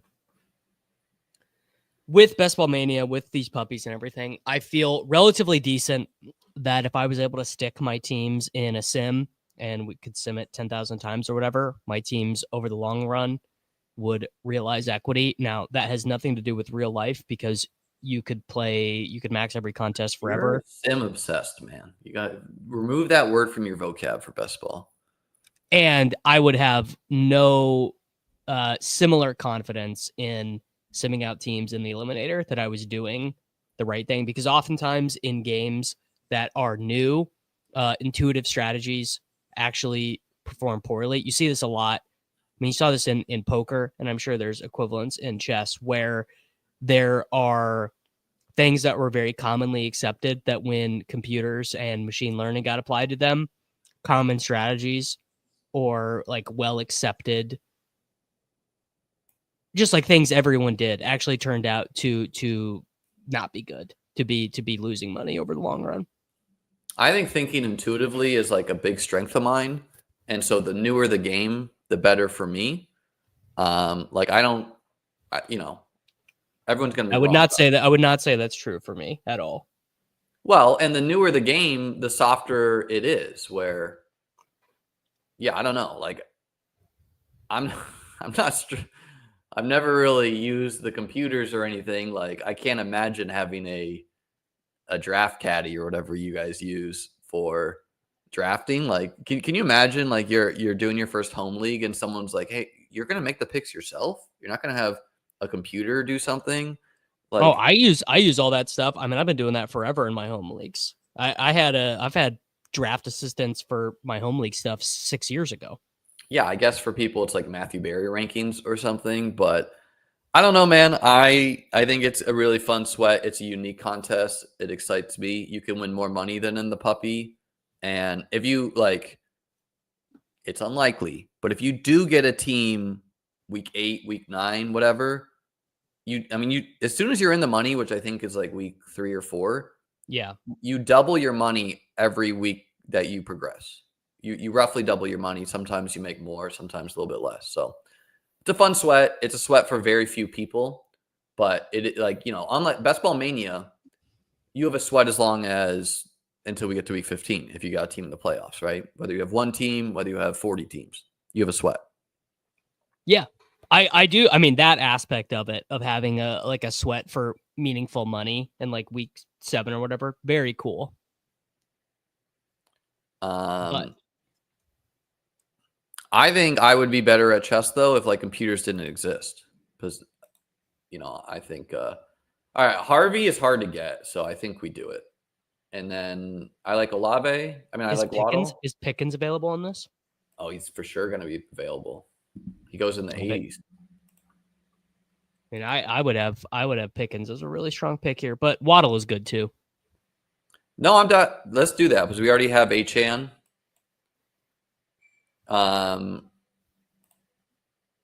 Let's do Pickens. And it's quote unquote unique. I don't think it's going to end up unique. It's not going to end up being unique. Well, it's unique right now. Actually, you know what? It could be unique because I think he's going to get dragged up all the way to the next turn. So this combination of players, and like cool. This dude's build here is like laughably bad for Best Ball Mania, but like if he stops at 4 running backs, like you could see this like working, right? Just Hurts hits your lineup each week. These guys hit your running backs in flex. This guy comes down the stretch, fill out the rest with volume. I think our build is pretty strong where we have firepower at both positions. Running back and wide receiver, we're trying to beat you everywhere. Someone just offered. Yeah, that is the trouble with doing unique things on stream. Is when you stream something unique, other people are like, oh, I'm going to do that too. Someone like Ken Walker, like he's interesting because he's more of also like by the way, uniqueness in this is going to matter intuitively, and I guess a computer would say this wrong. I would say uniqueness is going to matter more because you are looking for ways to have unique rosters when so much of it there are going to be common paired players. Particularly, there's going to be super commonly paired players based off who did well the week before, right? Yeah. So like late in the year, I think that will happen. So if like from week 4, 5, and 6, let's say Debo absolutely smashes, then you're going to be facing a lot of Debo teams. I care a lot less about the combinatorics and Best Ball Mania because the final is so small and so much of the uniqueness is created based on who scores well in weeks 15 and 16. So I'm not sweating it as hard in just like regular best ball. I view it differently. I think for total points, uniqueness is most important because you're competing with the whole field. So being unique, most important. Second most important is something like Best Ball Mania, the puppy, etc., because you want as many outs as possible to have unique combos in your playoff pods, and you want as much win equity as possible if you reach the finals where you want clean sweats. In this, I think uniqueness is not as important because you just have to beat one person. So don't get me wrong. If I get matched up with a Achane team, I would prefer they also don't have Nico, right? Because I want a clean out. But I don't think it's as bad to just have some unique overlap because, instead of even if a guy has a great week, I could simply be facing some other team. You just have to be head to head, Yeah. But no, like, and you're going to have a unique lever or two regardless. I do want, like, if you faced a perfectly duped team, the tiebreak is almost always whoever drafted first. So Right. So there you go. Get your EV in by drafting before the schedule comes out. this is why I like, by the way, to go the running backs early, because look, Swift, Robinson, these guys are going in like Pollard pick 70, Pacheco pick 80. Pacheco could be a league winner, right? Like naked. Go ahead. So let's make these picks first because I have another point about final sweats. Yeah, I'm happy with any of the wide receivers on the screen. We're getting more and more vibes that Ayuk might be ready week 1. Yeah. I'd probably go. I like Pierce Hall here. I know you love Pierce Hall, so we'll do Pierce Hall for 1, and we'll go Jaden Reed for the other. Hawkinson's kind of nice here. I guess we both kind of like the mid-tier tight ends. Yeah, no. Hawkinson is fine, but I think for 18 rounds, I do want to be building 2 tight end a little bit more.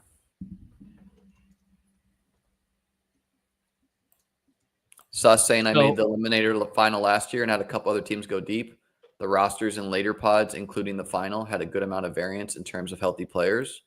And the difference last year is it was cut line, I think, the whole way. It was a big final too, right? So it would be even more, like this year should be more unique because it's head to head, I would think. Yeah. What did you want to say before our picks?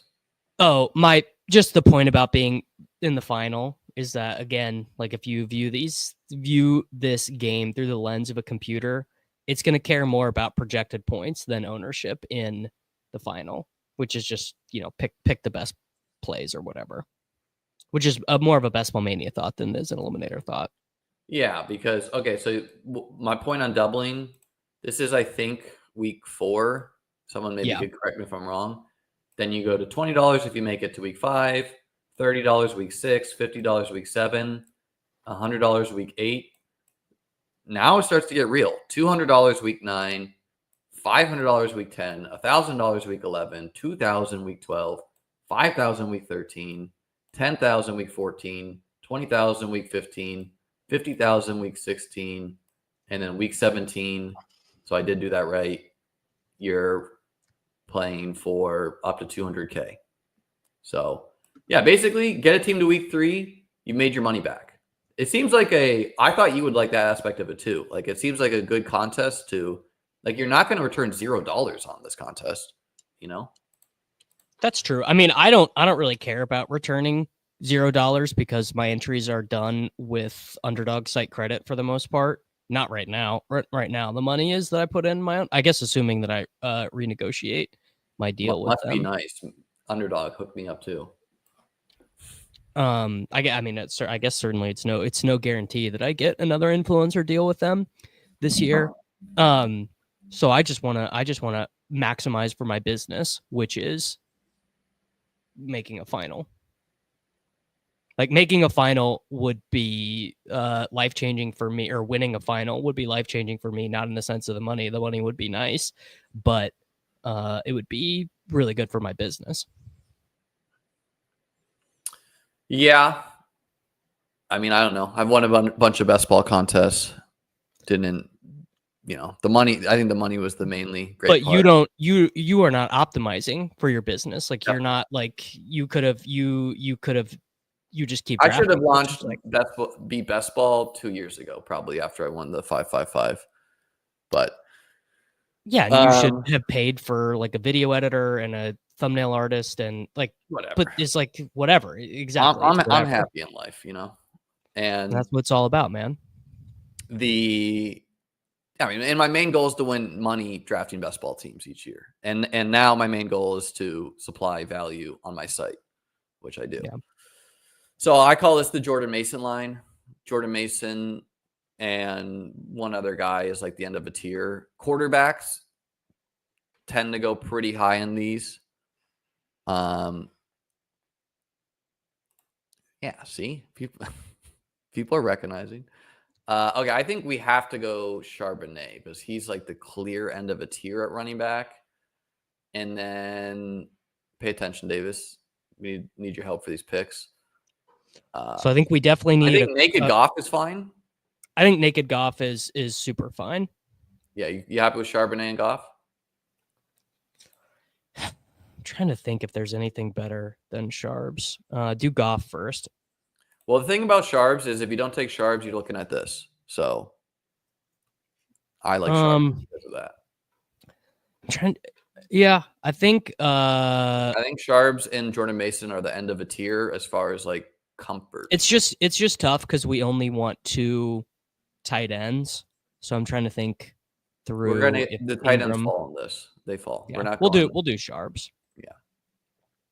I think it's prudent to get him because some of these guys have a lot more upside, I guess you could say, like a 2-in or ETN. But I prefer like Mason and Charbonnet. I like their chances to hit my lineup a lot of the time. Yeah. I just wonder. I wonder if we did see Dak, by the way, go pick 102 here.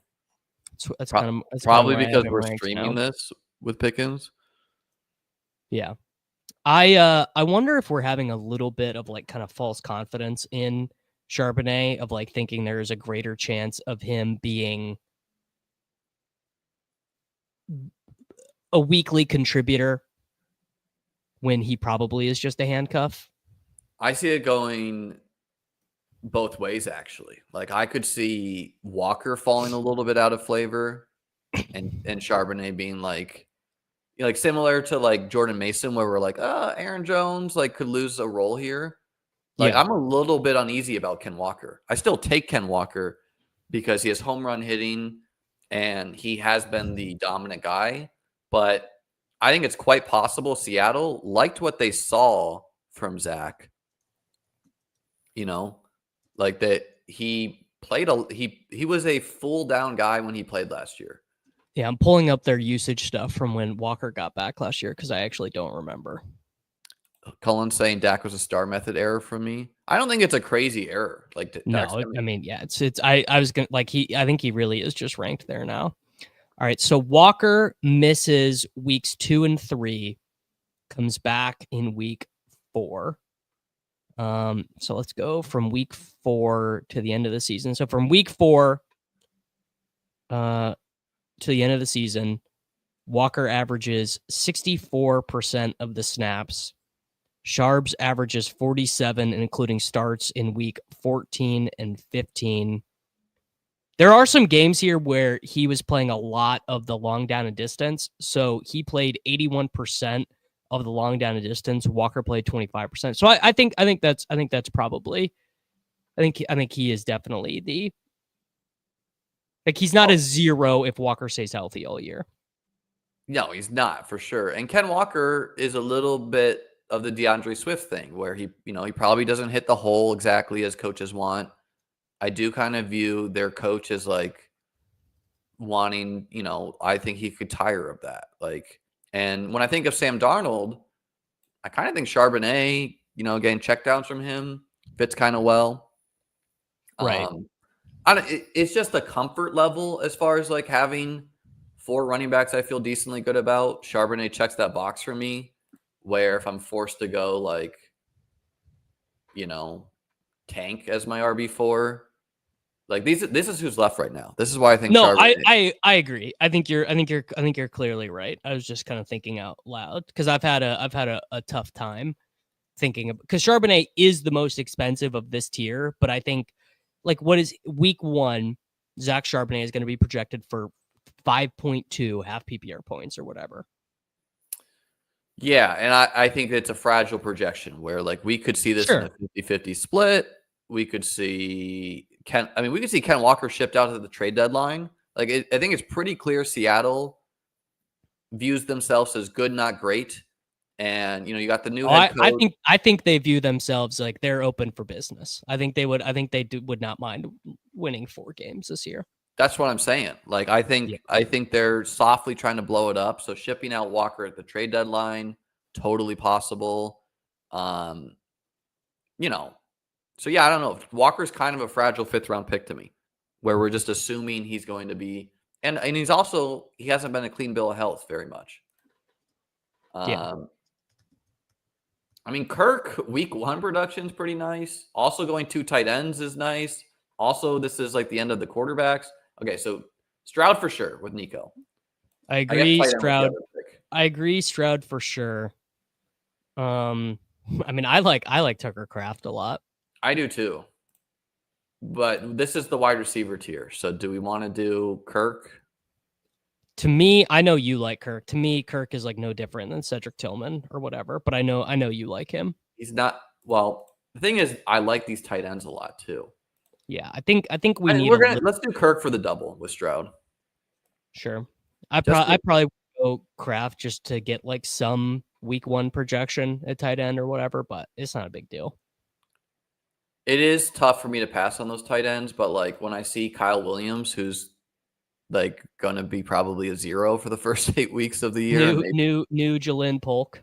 Yeah, like when that's the next name at like catching the end of a tier is just valuable in best ball repeatedly, where like I've had David Njoku just like fall to 160. Like obviously it makes no sense to me why Njoku is falling when Travis Hunter is not a Brown. Njoku should, yeah. It's quarterback confidence.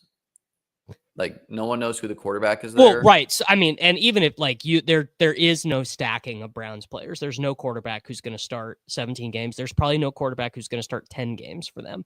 Yeah.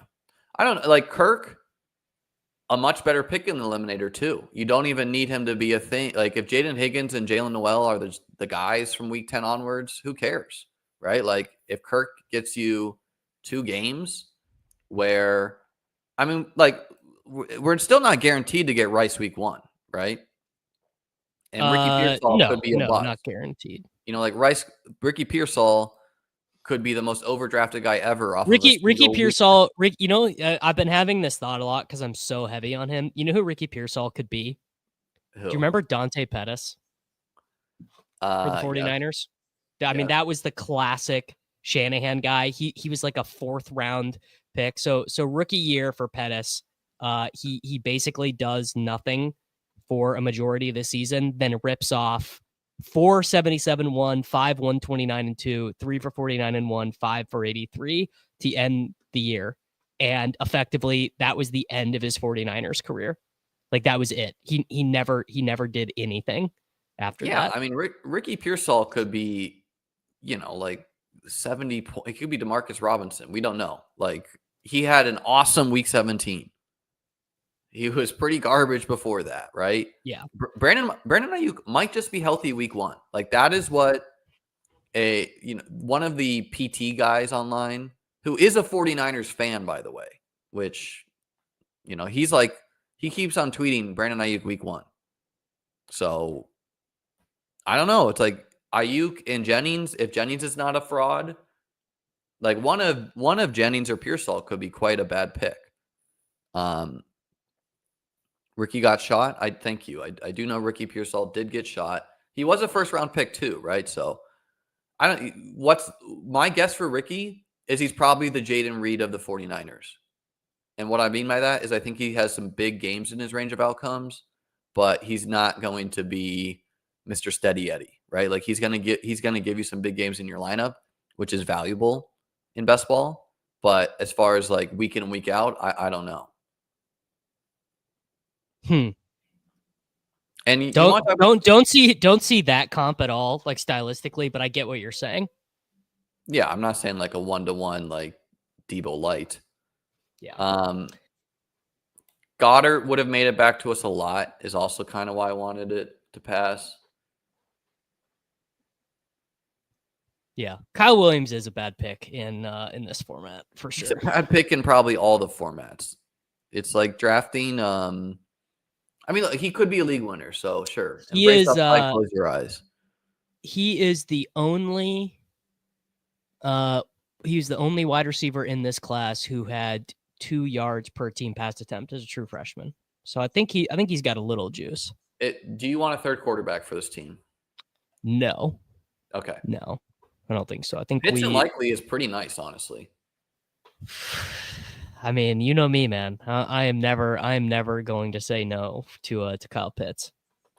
I think this is on the fence, but yeah, I think you just pray different bye weeks.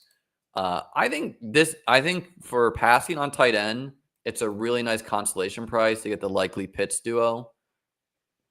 Where honestly, I'm comfortable stopping at 2 there if we need to. We could tack on a third if we want.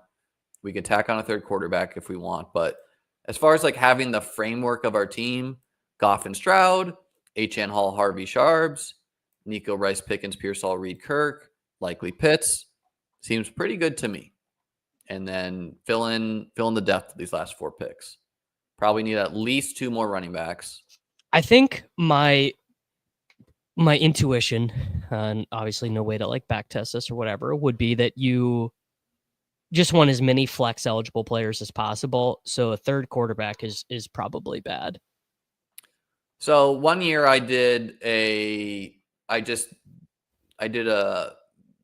was curious. I was like, how much does a third quarterback add to your lineup? How much does a third tight end add to your lineup? And I just pulled a bunch of random combinations, right? Third quarterbacks add way more points to like a Best Ball Mania style roster than you would think. Yeah, and what I found by doing that study is now this changes. Like if one of your quarterbacks happens to be like a Justin Fields level of rusher or something, but like if you're taking similar tiered guys, what I found is both third quarterback and third tight end add quite a bit of actual points. Like third tight end adds a lot, but it's 18 rounds, so that's harder. Third quarterback can add a lot because even though I feel good with Stroud and Goff, there's going to be a lot of weeks where they go 11 points each. Like they're both pure pass dependent quarterbacks, right? They have no rushing floor. But if we were going to go with third quarterback, that was the pick to do it because we're going to be staring at Dart and Co. And it's like, is it even worth it anymore? Maybe not, right? We just kind of have to hope that either Goff and Stroud ping pong good weeks, or we just get a lucky matchup where we don't need 20 points at quarterback, you know? Like what would you, we have a 2-4-6-2. There's 4 more picks. What would you want? I think at least 2 more running backs. Yeah. At least 1 more wide receiver. And then that it's just like it is the most simplistic thing, but it's like 3 is more than 2, and you have to have 3 wide receivers every week. So I would maybe even say 9 wide receivers in this, but I don't think 9 makes sense with us. Like the bet we're making is Nico and Rice are hitting our lineup week in and week out. Week in, week out, yeah. So like really we're only looking for 1 more wide receiver spot, you know? Right. And this running back room could be good, but we need some points here, my friend. Right? Like Sharbs is RB4. We could have overlapping buys. I think the overlapping buys, doing this without the schedule is it is an insane gamble. Yeah, but that's weighed out by other people drafting now are probably terrible because they don't care about that either. And also there's some unique ADPs out there. I think I would assume anyone drafting now is probably unlikely to be truly bad. Like probably you are in sharper rooms in average on May 7th and on August 15th or whatever. Well, if everyone thinks it's bad to draft the Eliminator, if all the sharp people don't want to draft the Eliminator without the schedule, who's that leave drafting with us? People who don't care about that. So, and I don't care about that. I think the best structure, if I had to choose one, is 3-6-7-2. 3-6-7-2. Okay, I think you're. I would disagree. What would you choose? I would say top would be 6-2-6-8-2, followed by 2-6-8-2 is my best structure for Best Ball Mania. For 2-5-8-3 would actually probably be my top because you are providing yourself more cover at tight end and adding, instead of a third quarterback, a third flex eligible player. I like 3.573 as my probably second best. 3.57. Okay, both the running backs go I wanted. We should take one of the Denver running backs. I think we can do that with our last pick. Do you want another tight end or no? No, I don't think so. We gotta get a Michael Wilson is an eliminator ass pick. Yeah, him, Pierce, Yoshi Voss. Okay, let's go Wilson. And then, do you like Sampson? Do you like Hill? I like Justice Hill as an eliminator ass pick. I like Jalen. Yeah. Oh, we already have Achane. Justice Hill. I think Justice Hill. Ping ponging weeks, dude. Is Keaton Mitchell just going to be a league winner? Like, what's your vibe there? I have a lot of Keaton Mitchell on the big board because someone told me his name was Keaton Missile. That was all I needed. Well, I just remember him and Jaleel's rookie year. Both of those guys ripped off big runs. Keaton Mitchell led the National Football League in rush yards over expectation his rookie year. So 2.682 is I think the best structure for Best Ball Mania. Yeah. But I don't think it's the same for the Eliminator. Because like in Best Ball Mania, the way I approach it differently is like I don't care if I have a bad week or two. You can't have a bad week in this and make the finals. Most likely. What's your vibe of the Sampson Ford split? I still slightly prefer Ford, but shocking. Yeah, I think you should give deference to like the guy who catches passes and has played in the league. I think you should definitely give deference to the guy who took a pay cut on his rookie deal to stay on the team. That's a good sign for him remaining with the team. My serious answer is that the Cleveland Browns scored 8 rushing touchdowns as a team last year, second worst in the NFL. They are probably worse as a football team this year than they were last year. They're going to be running like a different offense every single week because the quarterback is going to be chopped and changed. They're going to run 3 different quarterbacks. They're going to play 4. I would book 4 quarterbacks to register snaps for them at even money, I think. I think there's other running backs that have more upside. The real answer is that I think Ford probably starts the year as the guy that you'd like to have, the guy playing passing downs and stuff or whatever. But by like week 11, it's probably I think it's probably 3 guys playing, which is just like the worst. I don't think I'm drafting Sampson at all yet. No, same. Ford, when I need some production, I'll draft Ford. Like I think we would have drafted Ford over Hill on this team is what I'm trying to ask. And I think Hill is just gonna get his 72 underdog points. I know, man, but I think we remember Hill a little bit more better than like. Look, get a lucky 5 touchdown season, I guess. No, actually, it's funny you say that, Liam, because I had that same realization yesterday. We think Justice Hill had this like kind of awesome fantasy season last year, and it was just the same year it's always been. It was just so stark because he was playing more snaps than ever. Yeah. Because Derrick Henry can't be on the field in passing situations. And to be fair, he also did have a 2 touchdown game. I mean, that was the big difference. Which is not really what we're trying to hunt in this as much, I think. Like, right. I mean, look, 2 touchdowns is nice, but we are. It was you know what it was? It was the nationally televised 6 for 78 in one game against Buffalo. That's why we think he had. He did get hurt for some games too. Yeah. I don't know. It's like Breece. He's kind of like Ken Walker-ish too, where like I don't know how stable he is week to week, but he has a high ceiling. I think a lot of the Breece fears are quite overstated. Would be my opinion. Possible, but I'm just like how I'm kind of viewing him on a Justin Fields Jets team. Like pull up what was the running back breakdown that year of Fields and DJ Moore, where DJ Moore had that like miracle year. What was that? 2022. I think so. Real quick, last picks here. One's a running back for sure. Let's wait for Bumper here because I have an idea too. Actually, yeah, Jaleel went. So, okay, we need a running back, Davis. Kareem Hunt, Kendra. I like Kendra. You know who's a good pick in this format is Mostert. Yeah, Not that I would ever really take. I actually think Woody Marks is good. Woody Marks is like Justice Hill on the. He's a stack, I guess. On the Texans, yeah. Yeah. Okay, we'll do Marks. What do you want to do with this last pick? Third tight end, eighth wide receiver. I think eighth wide receiver. I think we take Isaac Tesla. No, I think we need earlier production than that.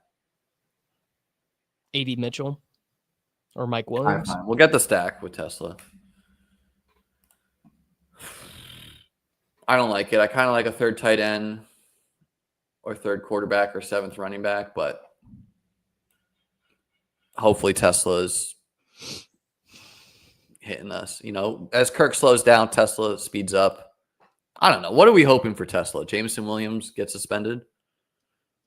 I mean, I think you're just hoping that he plays the role Tim Patrick played last year and just runs hot on touch. He's Andre Yoshi boss on the Lions. Didn't Tim Patrick re-sign with them? Yeah, but they traded up for Tesla. So you're just hoping. But I don't know if that's like as meaningful for the Lions because they probably viewed their roster like these third round picks are not making our team. So like, well, Brad Holmes is the opposite of he's like the opposite of the Ravens. He's like, I don't give a shit about value. I'm getting my guys. Yeah. I think the trade made sense for both teams. Like the Jags needed the picks, and the Lions are like, I just want this player. I don't need these third round picks. Like we're trying to get a guy that can make a difference for us. Yeah.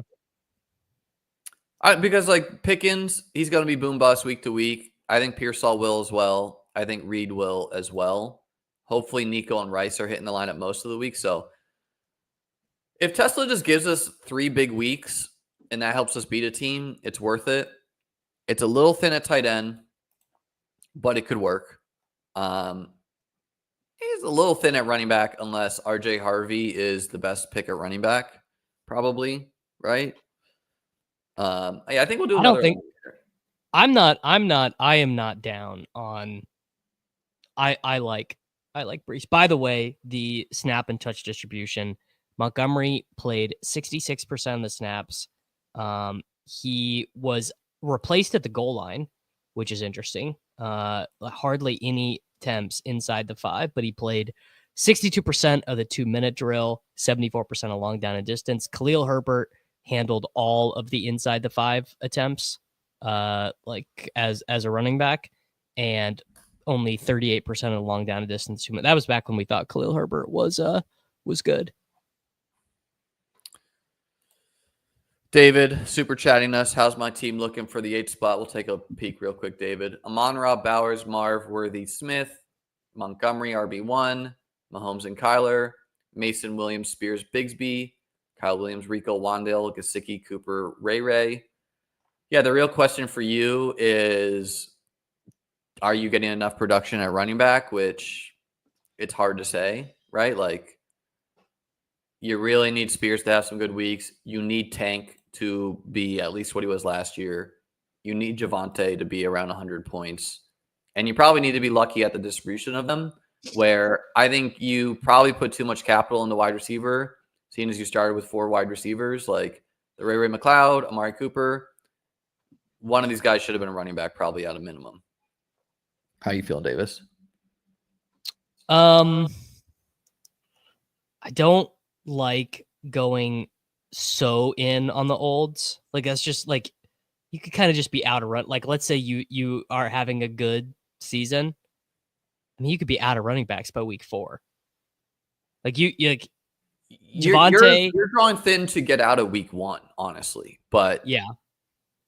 But and you're gonna need to have Montgomery needs to hit the lineup plus Mason for several weeks. I do like Spears and Bigsby.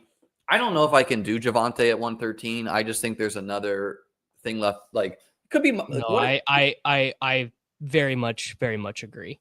like Miles Sanders. How many years ago was it where he was good? 2 years ago? Like 2 years ago. yeah, And he what if wasn't even really good. It's just he just played a lot. he was He, just in on a fact, he good was like kind of actively terrible for the Eagles. You need the Rico Chuba split to actually be a 1A 1B. Like you need Rico to be the Sharps of the Panthers, basically. Yeah. Yeah. I get it because you took Kyle Williams. So you're like, am I getting wide receiver points? But yeah, I don't know. It's a little, and I think I love Bowers. The talent, it's just kind of hard in the eliminator, I think, to make work always. Like I've done some Bauer teams, and I'm like, I don't feel good about this or this. Let's do another Elim Davis, just because I've done so many best ball manias. I don't want to rip too many more before schedule. 8 more, 30-second clock, folks.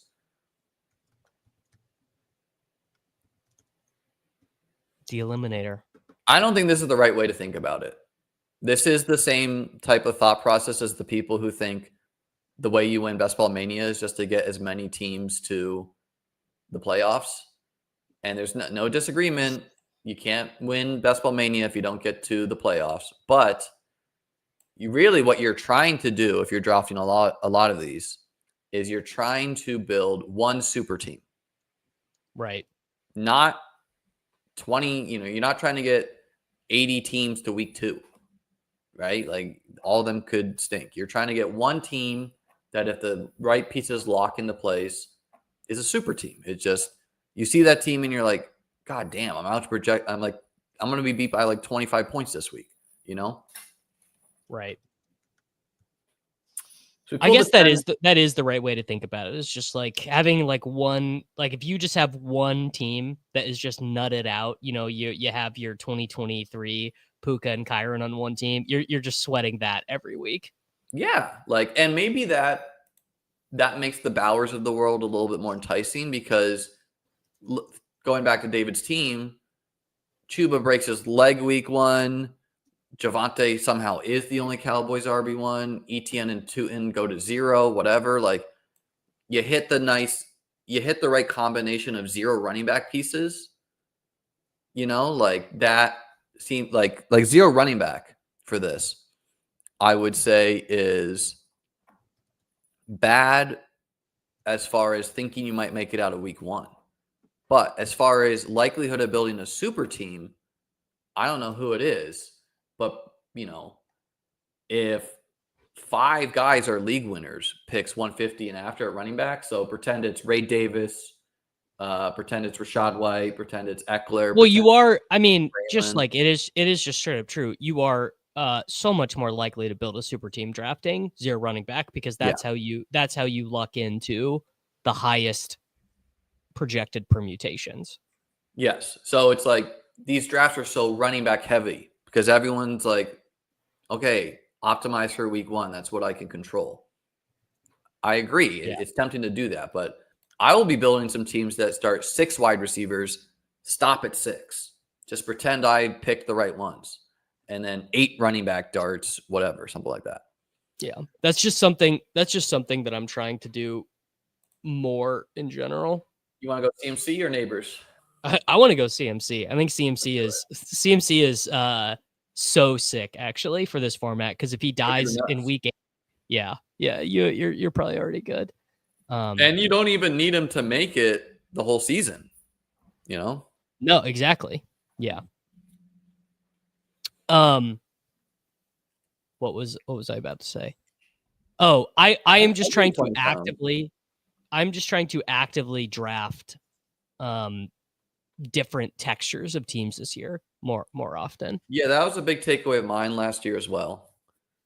And I've always said that, like, if the sharp crowd, if the people watching chip chasing or whatever are all thinking one structure superior, I want to be competing with the folks who are not consuming content structures, where, like I want to just be building the best of that.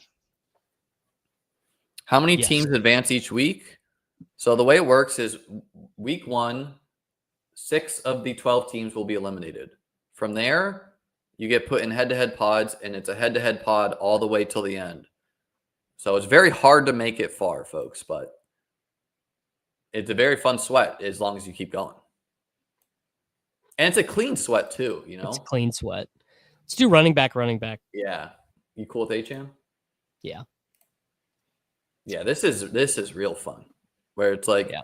another way to build a team is if you have selected the correct 2 running backs, just pretend that they're hitting your lineup almost every week. And then you can go thinner at running back. Like that's another way to do it, you know? Right. Yeah. I think maybe we only do 4 running backs on this one. Yeah, I think with the 18 rounds, I'm okay getting like the 20 rounds is just like whatever 3, 6, 8, 3, sure, just like do that all the time. Yeah. That commenter is right though. By the way, Yoshivas is not gaining 20 pounds of muscle. He's maybe gaining 5 pounds of muscle, but you can get bigger in other ways. Kelvin Benjamin. I will never forget Kelvin Benjamin. Josh Allen's rookie year, straight up telling Josh when Josh asked him, "Hey man, you want to like run some routes before the game?" He just said no. No, not interested. Like, brother, you're not even pretending anymore that you're gonna be in the league. My God, man, how far the Bills have come. People forget Kelvin Benjamin with one of the worst good fantasy seasons of all time. Like worst real football, terrible. Or good fantasy numbers, terrible like real life fantasy football value. If Kelvin Benjamin cared, he could have had a career like Jordan Matthews, where like Jordan Matthews is still like kicking around on. Jordan Matthews played at tight end for the Panthers last year. Yeah, like he's still like like he's obviously fallen far out of favor, but he's like getting checks still. Kelvin. Yeah, I gotta pee real quick. Okay, I might go after these picks.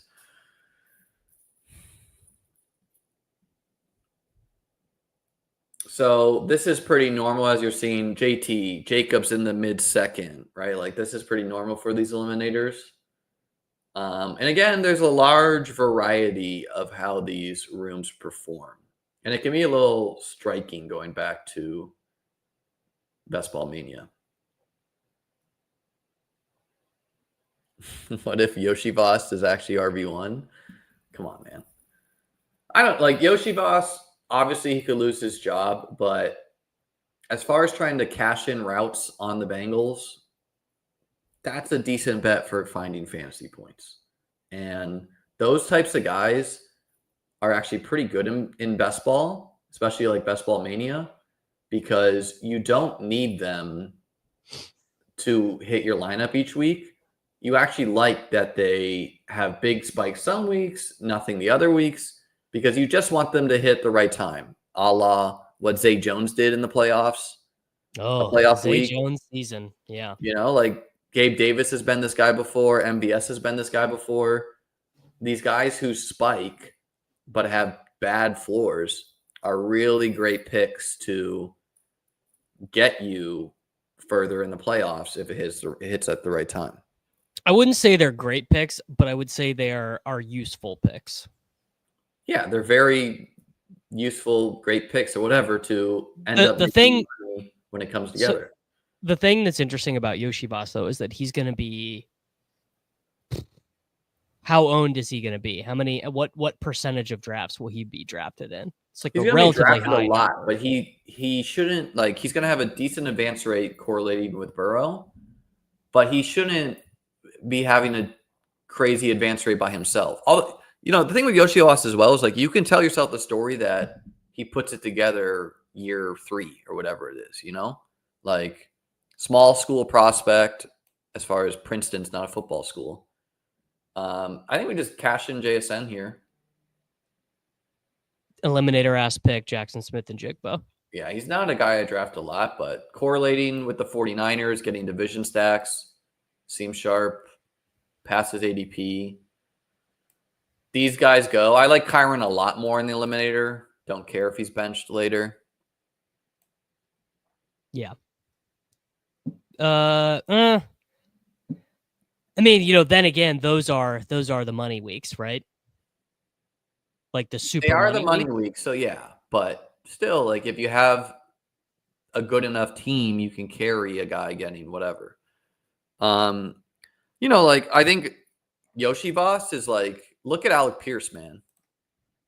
Like this is Alec Pierce. 502, 502. Last year, 807. These types of guys, they can run hot in a year. I like Jaden. You want to do Jaden? We're going to be pretty thin at wide receiver. It's fine. I'd probably do Evans or Rice or more, but it doesn't matter. Because it's streamed, maybe. I've done Jaden quite a bit. I like Hunter too. I don't know. The elite quarterback is just so nice. It's like you stop at 2. But all right, we'll do Mike. Yeah. I'm going to run to the bathroom. All right, so we have Christian McCaffrey, Devin Achane, Jackson Smith-Njigba. But I do think taking Mike Evans was the right move there.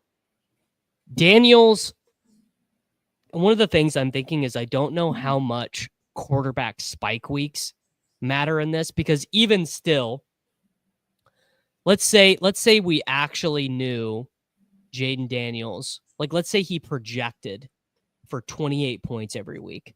So like a standard deviation higher than every other quarterback. Standard deviation higher than Allen, standard deviation higher than Lamar and Hurts. You're still not going to be creating as much differentiation as you are with spike weeks in the flex.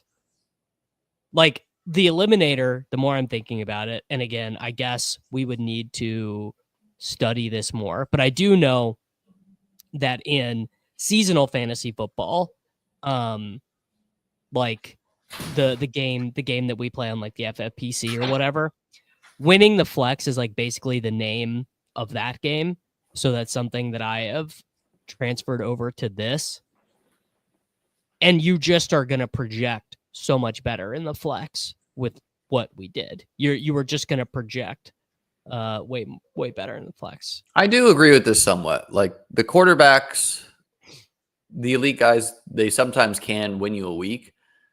At the same time, like, through week 5 last year, Josh Allen was like, whatever, QB 7 or something. I mean, it's just like there's no point in talking about fantasy football as a structural exercise if your answer to everything is player X can win you a week by himself because he did it once. Like it just. Well, I think the more broader point is how valuable are the elite quarterbacks in the Eliminator? Is what that question is getting at. Yeah. I think Mike Evans, he's nice for the Eliminator because Godwin could be slow, Igbuka could be a bust or slow, etc. How are you viewing a guy like Amari Hampton in the Eliminator? Goes at the same ADP. Don't know if he should. I would maybe ding him slightly in the Eliminator, like just because like maybe they're like, okay, we're gonna start Najee, Yeah, like Najee, like we told Najee he was the starter when he signed, so we're gonna start him in week 1. And honestly, like if the Chargers are a playoff team, no reason not to run Najee into the ground and give Hampton a bit of an easier time. Like it's somewhat common for rookie running backs to hit like a little bit of a wall, like a little bit later in the season. As far as guys who are like dominating touches. So Chuba going higher in the Eliminator makes a lot of sense. Is that true? I feel like the opposite is true. I feel like rookie in general score more points in the back half of the season. In general, yes, but that's with guys not seeing the field right away. With guys like Bijan and stuff, I think they like slowed a little bit. Remember the Bijan migraine game where he played 1 snap? I do remember that. I don't remember what about it. I hate Arthur Smith, man. Arthur Smith is a football terrorist. He's probably a big reason Pickens got traded away. I think he got traded away because they just decided he's no good. Or not good enough to get paid the money that he is going to demand. Wow, James Conner, 55. Like this is how some of the rooms react, where it's like, yeah, that is too much. Well, you pretty much have to acquiesce. You like if you want 2 running backs week 1, and Walker, Chuba, and Kamara go, and like No, you I need to would, I would, acquiesce. I would not acquiesce. I would just say, You're gonna end maybe. up with some like rooms of like Trey Benson RB3 then, I think that's fine, as opposed to just shooting your projected points in the foot. Harvey, how you feeling about that? And then we stop for a while. I'd probably take JMO. I think we're gonna get a wide receiver we like. So do you like Henderson or Harvey if you had to choose? I like Harvey more. Yeah. I think someone's saying Pollard will still be around 2 rounds. That's incorrect. That is in Best Ball Mania, you're right. Pollard will be here. Swift will be here. In the Eliminator, Pollard goes in the 70s. Yeah. Yeah. I think that's I true. like going double wide receiver is what I would normally do in BBM. But as far as trying to hit like 3 running backs we can hang our hats on, I think Harvey fits the bill. And, then we're going to be able to scoop what should be the values later in the draft, which is the wide receivers. And like a guy like this guy's he's not going to chill at running back, right? Like he wanted Connor. He's going to want another guy. I guess that's true. I think the point that everyone is not realizing is they're assuming that if the room is forcing you into a situation where Trey Benson is your wide receiver or your running back 3, Should we get J-Mo still? Oh, that's sick. Yeah, pretty sick. If your logic is, oh, well, Trey Benson is my running back 3, but the rest of my team looks standard, that would be literally the exact opposite way that it would go. You're going to be getting, if your room is that running back heavy, you are going to be getting huge values on projected points at wide receiver. Probably you're getting stuff like TJ Hawkinson is like a 9th round pick. Like you are, I mean, this is fantasy football 101, but teams that succeed while paying a lower cost at running back are the greatest ways to access ceilings. I agree with you, but I also think that if a room is being running back heavy, then there are going to be some teams that started 3 running backs and are also getting those values at wide receiver.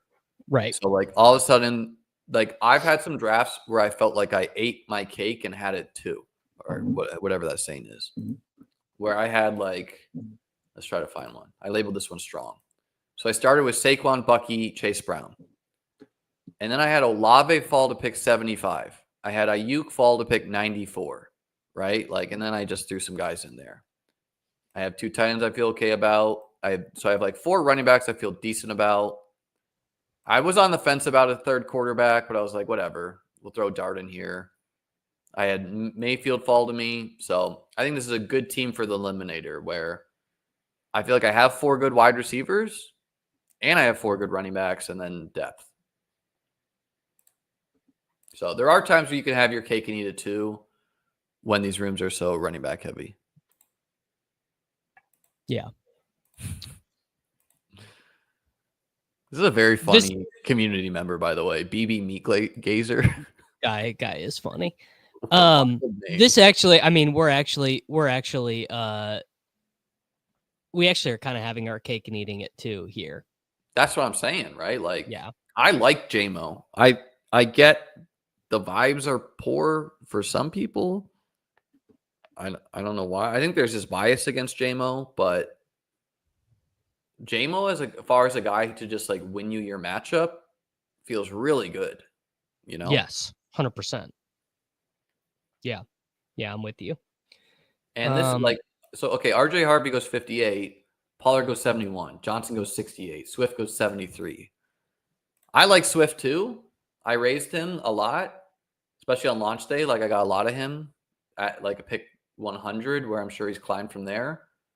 There's still some J.K. Dobbins could land there. Even Nick Chubb, I think the market would care about. I don't care about Nick Chubb, but I could see that happening. Yeah, I feel like we're having our cake and eating it too, and we're going to like some of the wide receivers later too.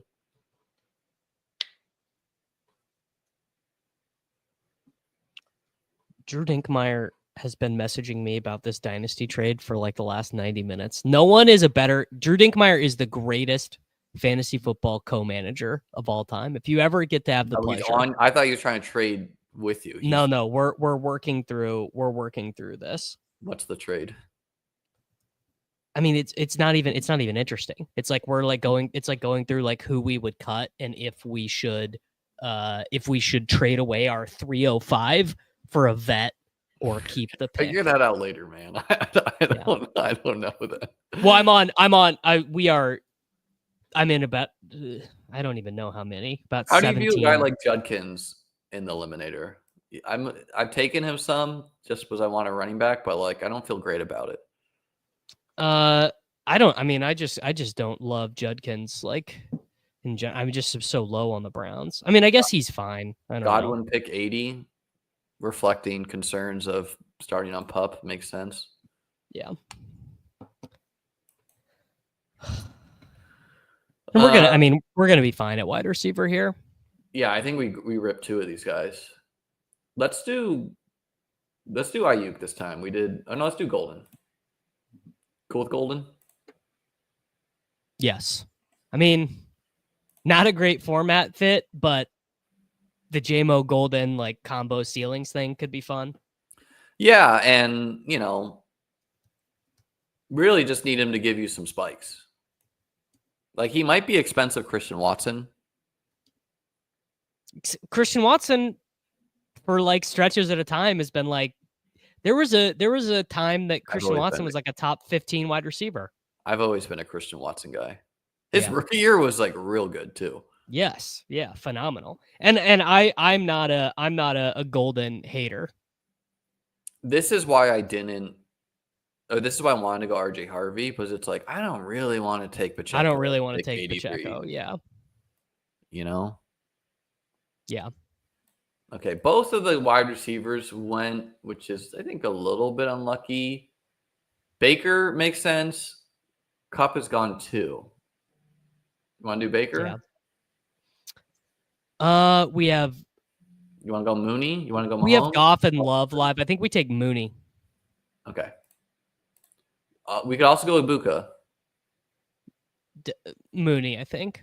Yeah. Ibuka falls a lot in this. I have a ton of Ibuka. Yeah, don't you think probably like at least for like 3 weeks they're gonna make Ibuka earn it? I mean, they played Sterling Shepard over Jalen McMillan for a little bit last year. I mean, if Chris Godwin starts on PUP, do they have that option? I'm not expecting him to start on PUP, but no, they would not have an option. Yeah, so I don't know. It's just kind of like, dude, 17th overall pick in the draft. Going as pick 100. Like, I'm into that.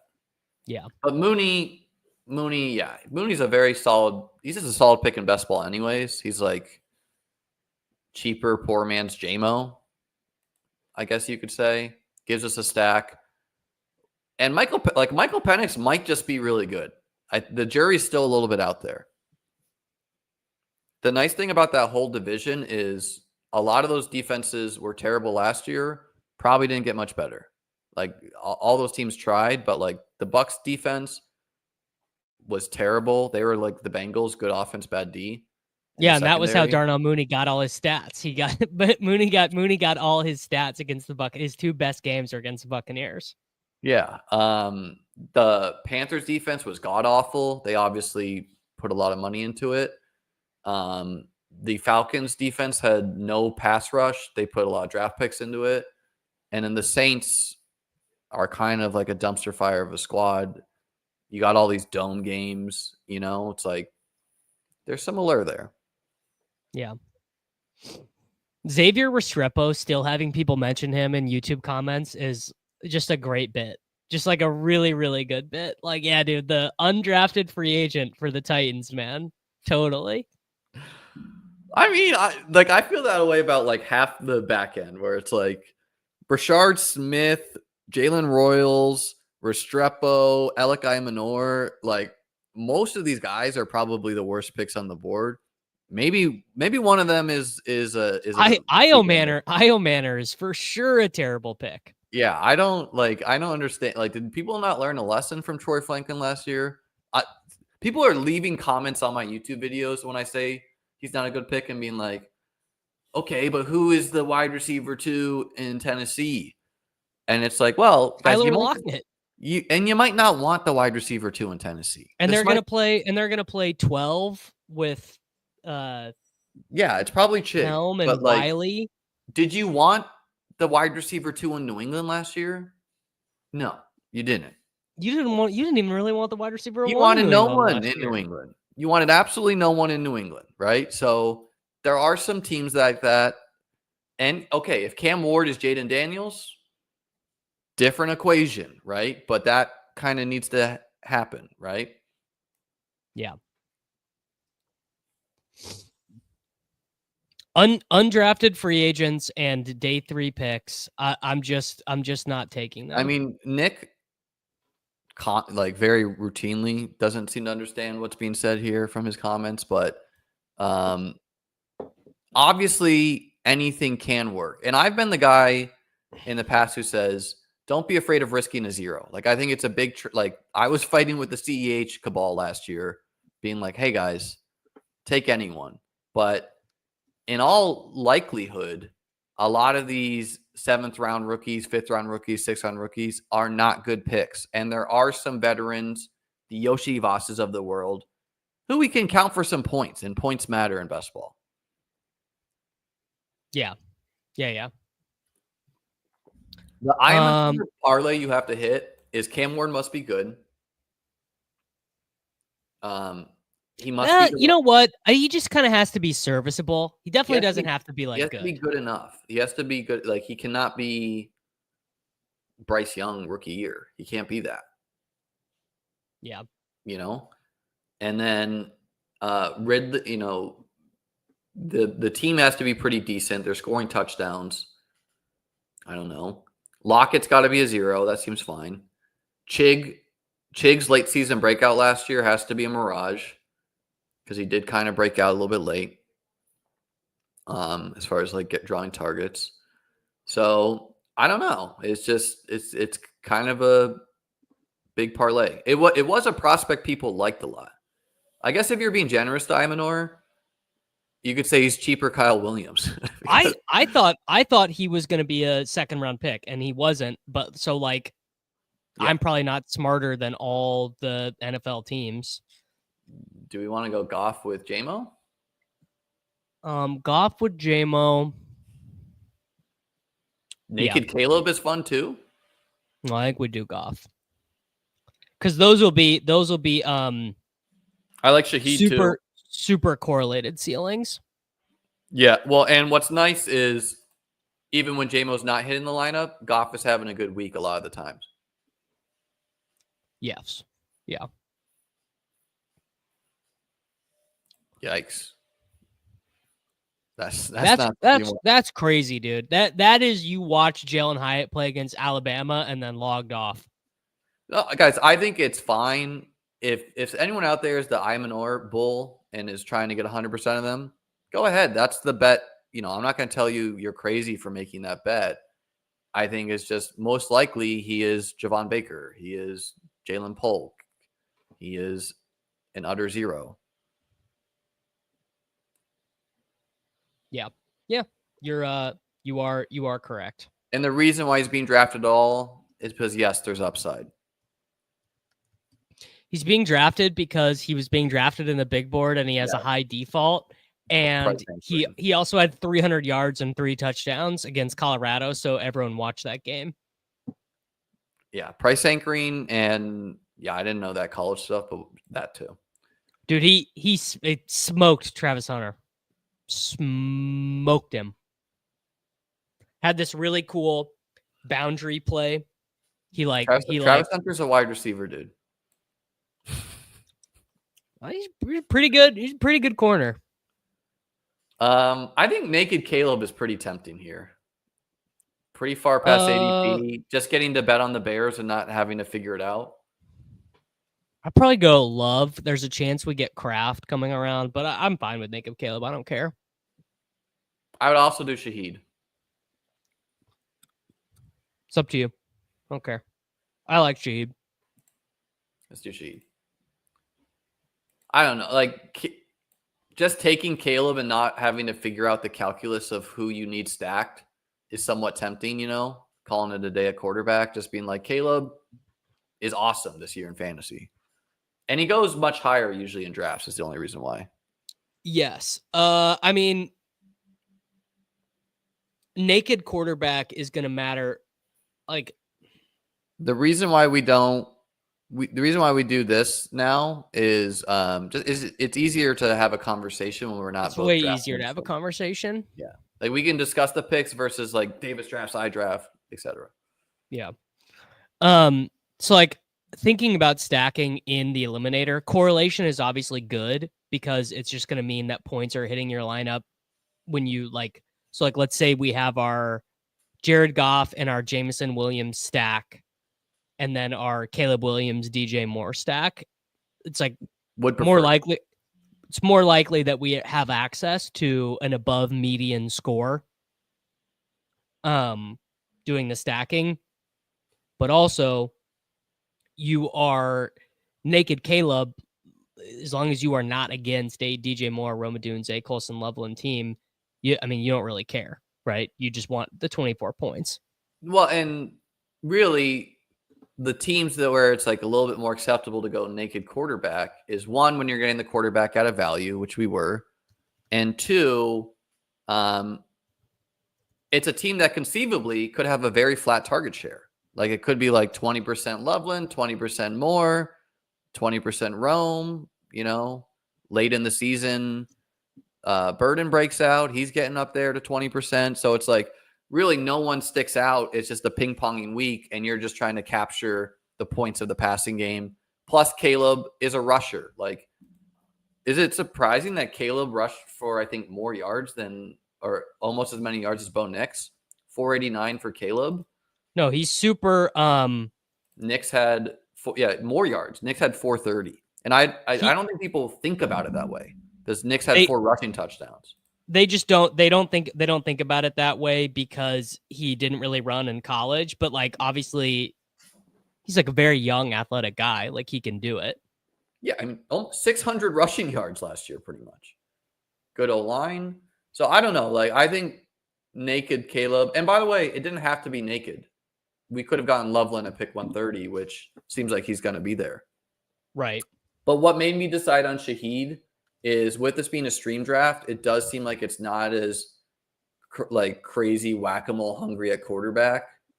And so I do think we're going to get quarterbacks that are logical for us later. Round 18 Komet, you don't want anything to do with an eliminator. If Dawson Knox is always there, my friend. Yeah. Yeah, I would rather round 18 Komet in Best Ball Mania is actually probably sick. In Best Ball Mania, it's better because you can tell yourself, I have the only share of Komet. I just need him to have a lucky week. It's pretty terrible in the eliminator where you need to beat a bunch of consecutive head-to-head opponents. You know? Yeah. Yeah, and like a 4.2 projection from your tight end does nothing. You know who's good? And Benny just said this. Higbee's actually sick in the eliminator. I think Higbee's a kind of a good pick in all of them because the Jake Ferguson stuff could be wish casting. Like, does anyone remember Luke Schoonmaker, second round pick to the Cowboys? Yeah. You know, like these guys don't always. I think they cut him. No, I think he's still on the team. All right, what do you want to do here? Oh, I was gonna say Love. Yeah, I think we just take. We take. I think you want to talk about naked Dak is sick. I think now or Herbert. You like Dak or Herbert? Herbert we can backstack. So I guess Herbert. I still have a little bit more injury concern about Dak too. You know, and the nice thing about Herbert, nearly 300 fantasy points last year, potentially a huge upgrade with Trey Harris there. Like simply replacing the Quentin Johnston routes might be a huge upgrade for them. And the Jalen Reagor routes and like Will Dissly not involved. Shark plan, you know, like all of that. Yeah, like this these two guys are good quarterbacks. It's a value on Herbert. I like Dak. I think he's going to go up in price when he shows he's healthy, but like that's not even a lock right now. Like they gave up a 3rd-round pick for Pickens. That's not a lot. That's not like throw out all priors. Yeah. And I think we hit tight end. I like Kincaid more than Ferg with Pickens. You cool with Kincaid?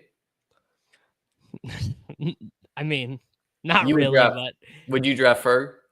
no, I probably would just keep pushing it, but whatever. He's fine. We get one. I mean, if we're going to go 3rd quarterback, Penix is there for the stack. Dak's still there. Dak or Kincaid? Kincaid. Dak is tempting too. Just trying to like get 30 points a week at quarterback. Yeah. Okay, so gonna stop at 2 quarterbacks. I feel decent about our 6 wide receivers. JSN, Mike, JMO, Matthew Golden, Mooney, Shaheed.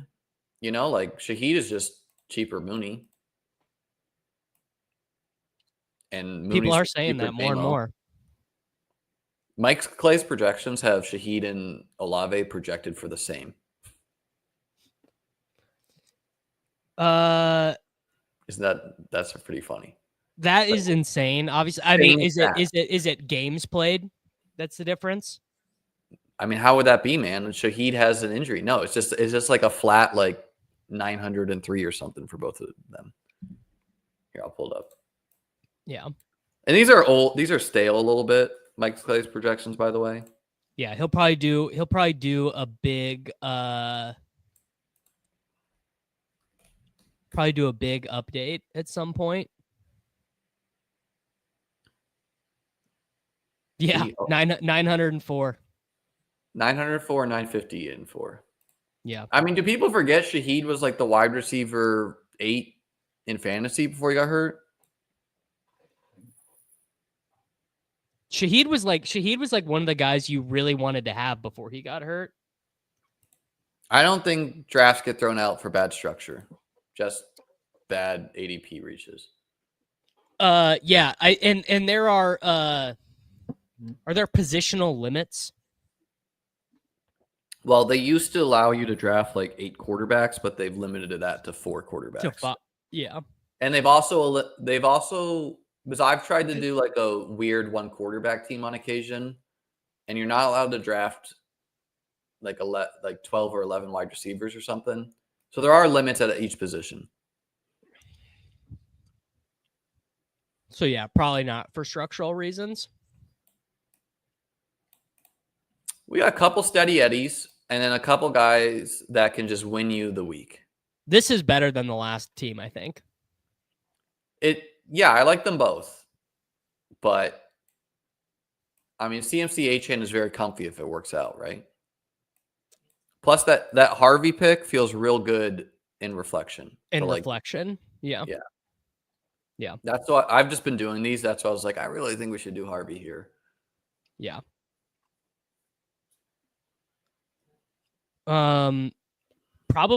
We probably have enough flexibility to do 3 tight ends on this one as well. I think so too. Like we don't even need Kincaid to be healthy week 1. He will be, but I don't,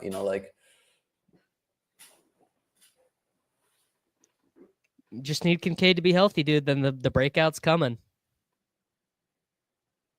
I mean, he's Liam, still you're gonna get the last laugh on old Kincaid. It wouldn't surprise me at all if Kincaid's like tight end 5. Like that's tight end 3 could definitely happen. Well, yeah, I mean, tight end weird stuff happens at tight end, and I mean they don't have any good receivers, so him getting 80 catches would.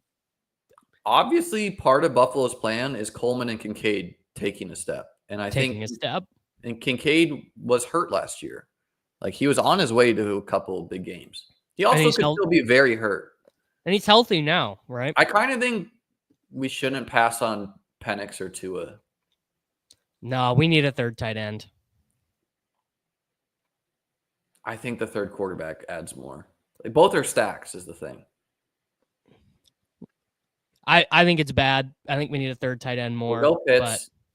Kincaid and Pitts is a good duo at least.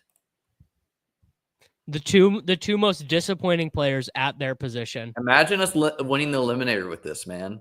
Everyone would be rooting for us. They're like, please, Kyle Pitts, be a winner. That's true. Honestly, that is true. Like, we'd have the community behind us. I do think the third quarterback is kind of nice here. Just because you're hitting a stack and you're starving the beast a little bit of these rooms. Because, like, what happened here is, like, all of these running backs just flew off the board. So we're not reaching on this group. Like, we're just going to take a lot of these guys. Wow, both are left for us.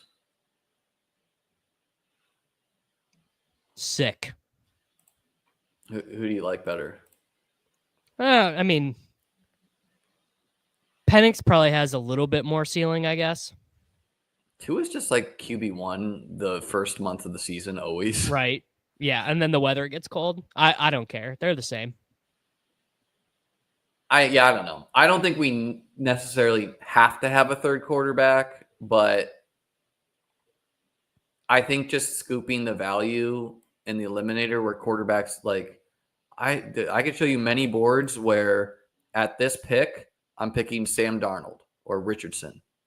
So I think we just kind of let the room decide for us there.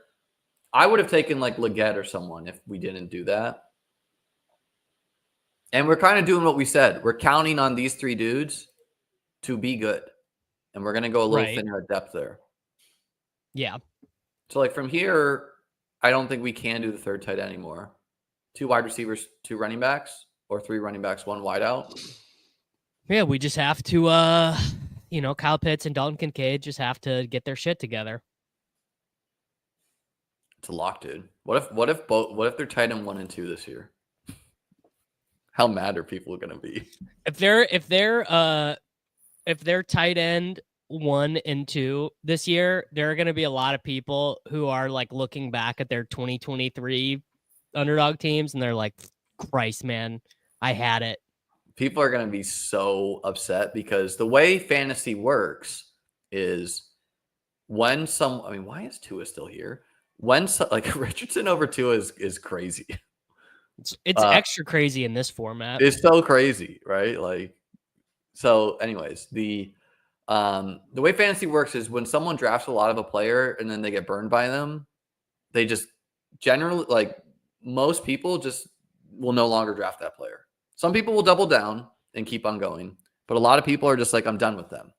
And so when you see, sometimes that play, like for me, that was kind of Tank Bigsby last year. Drafted a ton his rookie year. Drafted a ton of Alec Pierce the year before. Didn't draft any last year. Both had really good years. Like sometimes you can get some flop lag. I mean, flop lag, particularly when the team still is installing them for a role. Kyle Pitts is a pretty good example. We all hate Kyle Pitts. Kyle Pitts, he stinks, whatever. But if he was just if Kyle Pitts was Jake Ferguson or like a rookie tight end, if Kyle Pitts was a rookie tight end installed with the same projection that he has now, we'd be like, oh shit, dude, Kyle Pitts. Thank you, Brian, for the marketing. Living a little rent free over there, I see. Hope your day improves. Rent free. Well, but like Dontavian Wicks is a bad example because the team told us, and Anthony Richardson, same thing. The team has said these guys suck. The team has said we are over it. I mean, I don't know if it's exactly like a vote of hate on Wicks because it could just be that Christian Watson's career is over. Well, they took Savion Williams too. They took the Packers. He could be a kick returner. He could be their RB2. Like, is he even playing wide receiver? I mean, he only had like 50 carries in college. He's a wide receiver, and I don't think he returned kicks either. What I remember is him being compared to Cordero quite a bit. Yeah, he has not returned kicks since 2020, and 0 punt returns in college.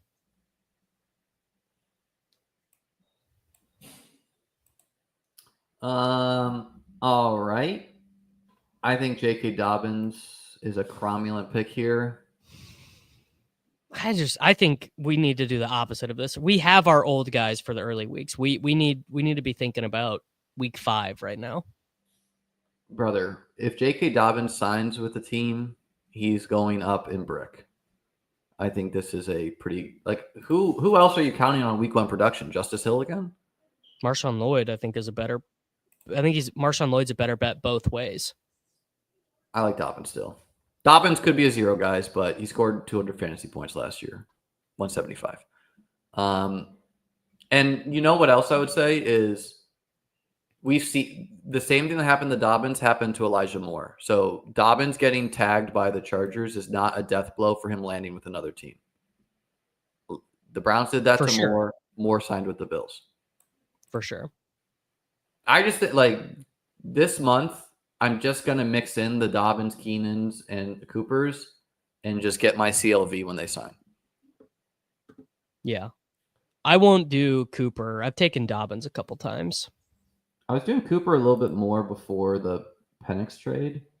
I like Demario Douglas for routes. You like that? Demario Douglas? No, I'd take your boy Slayton over Douglas. Lot of route pressure for Douglas. I don't know, man. 603. He's like Jacoby Myers. Well, who's on? I mean, I don't care, but we have we have 500 guys like Slayton, Shaheed, Mooney, Golden, JMO. They're all Slayton on better teams. So what's your week 1 route projection between Hollins, Douglas, Booty, and Kyle Williams? Kyle Williams, 0 routes. Well, Kyle Williams is not running 0 routes in week 1. No chance. Okay, 5 if you want to accept 0. 5 routes for Kyle Williams. Kyle Williams is either going to be a hit or a 0. It's probably pretty binary for him. I wouldn't think so, because even Polk was playing Jalen Polk. He was playing 20% of the routes. New coaching staff. Vrabel might not throw him out there. I'm trying to think if were there any rookie wide receivers in the Vrabel era? I actually don't know. Traylon. All right, Mike Vrabel. Traylon Burks.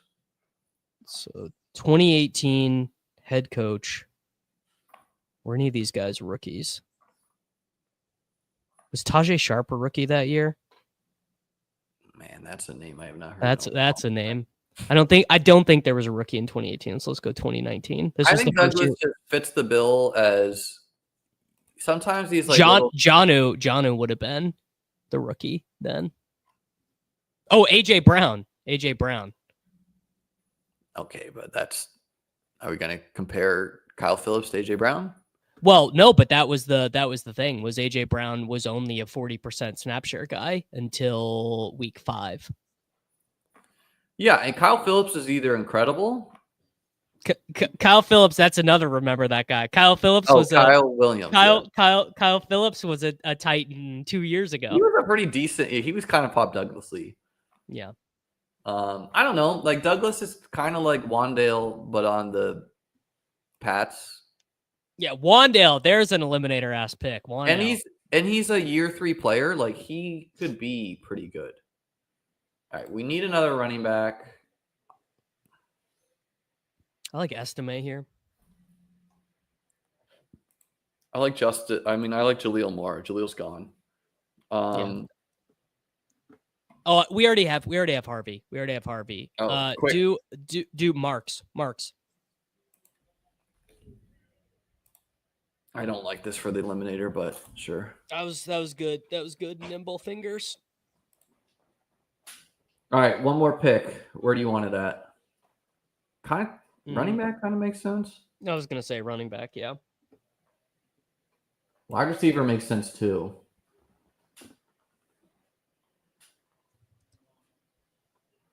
Zach Moss, RB2 of the Bengals. I don't know. I'd like a report that he's at camp or something. Keaton Mitchell, RB2 of the Ravens. Dude, let's just take Savion Williams. He's a running back and a wide receiver. We need running back points, though, probably, though. Yeah. Moss is not retiring, man. He restructured. Well, but like his neck, dude. I know, but he restructured. Neck. Let's get Kendre. I don't hate Kendre. Just guys got like How you feeling about your boy Devin Neal? I mean, if you're gonna be a day 3 pick, at least land on a depth chart where your competition is a 30-year-old guy and a terrible guy. Is Kendre terrible, or was he just hated by Dennis Allen? You remember last year when it was like he played and then he didn't need to go on IR, and Dennis Allen was just like, I hate this guy, so we're putting him on IR, and then Dennis Allen got fired? Yeah. I think Kendre started a game last year and he was pretty bad. But that was when the team was totally dead. So it's probably not fair to put he had 2 starts last year. Liam, this will be a good bit. Guess in his 2 starts how many rushing yards for Kendre? 2 starts. 55. 18 rushing yards in his 2 starts. It's absolutely not fair to him. The Saints, in fact, man. They combined for 10 points in those games. We feel it's like a little thin at wideout, but like with me, like I think if I could do this again, I would have swapped Marks for Kendre and just added another wide receiver. But this could work. Goff, Herbert, and Penix, you hope your quarterback is a strength, not just good enough, right? You're hoping you're like alternating 25-point weeks. And then Kincaid and Pitts. I mean, Pitts is what, 18 years old? That is the rub on him, is he's like incredibly young, right? Yeah, dude. I think he's still 20. I think he's 24. Might even be 23. Yeah, I didn't even realize we had the Penix double stack. I forgot we had Pitts and Penix double, dude. Kincaid, the upside case will be obvious if it hits. And then, okay, maybe we went a little too much of running back, but that just means we're just counting on 3 wide receivers to hit our lineup. And we are gonna need like 9 combined spike weeks between JMO, Golden, and Shaheed. Yeah, we need like 6 touchdowns from Shaheed, 6 from Mooney, 8 from JMO, 7 from Golden. Douglas. We need Demario Douglas to not get benched for a 3rd-round pick. We need Douglas to be playing. I kind of think he's somewhat safe because I guess what? So your thought? I don't because Kyle Williams in the slot, and then Williams is the most obvious slot, and then Mack outside with Diggs. Mm-hmm. We also, we're seeing Diggs run routes. He looks good, but he could be slow to start the year too. Maybe some of these guys get cut or traded too. I don't know, man. It's always possible. Douglas is a young player, and he's Matt Collins back to the Bills. They trade a conditional 7th-round pick to get him. It's just like how McCole Hardman is a Packer right now. What week is he going to be a Chief again? Yeah. Week 9, week 10. Like, come on, we all know. Man. Yeah. All right, ladies and gentlemen, that will be it for today. Let us know in the comments below what your strategy is for the Eliminator. We'll get to Dodgers team real quick before we get out of here. For me, be sure to like the video. Be sure to subscribe to the channel. Join the Discord links below.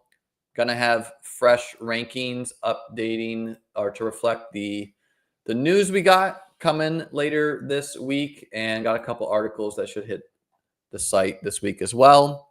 Davis, what do you want to tell the folks? New Takecast out with Brick.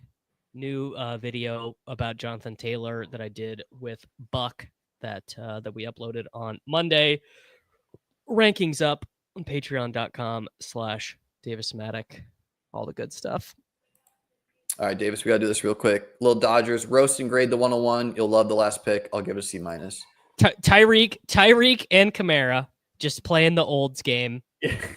It's key that you have no players playing by week 5. That's a great strategy. That is the, although Rome, I think it's 72. I think honestly that makes up for it. That is a huge... yeah. The fifth target on the Bears is going to absolutely hit when you're eliminated week 1. Chuba playing with Rico and his replacement ETN, and then Jonathan Brooks, fantastic for him.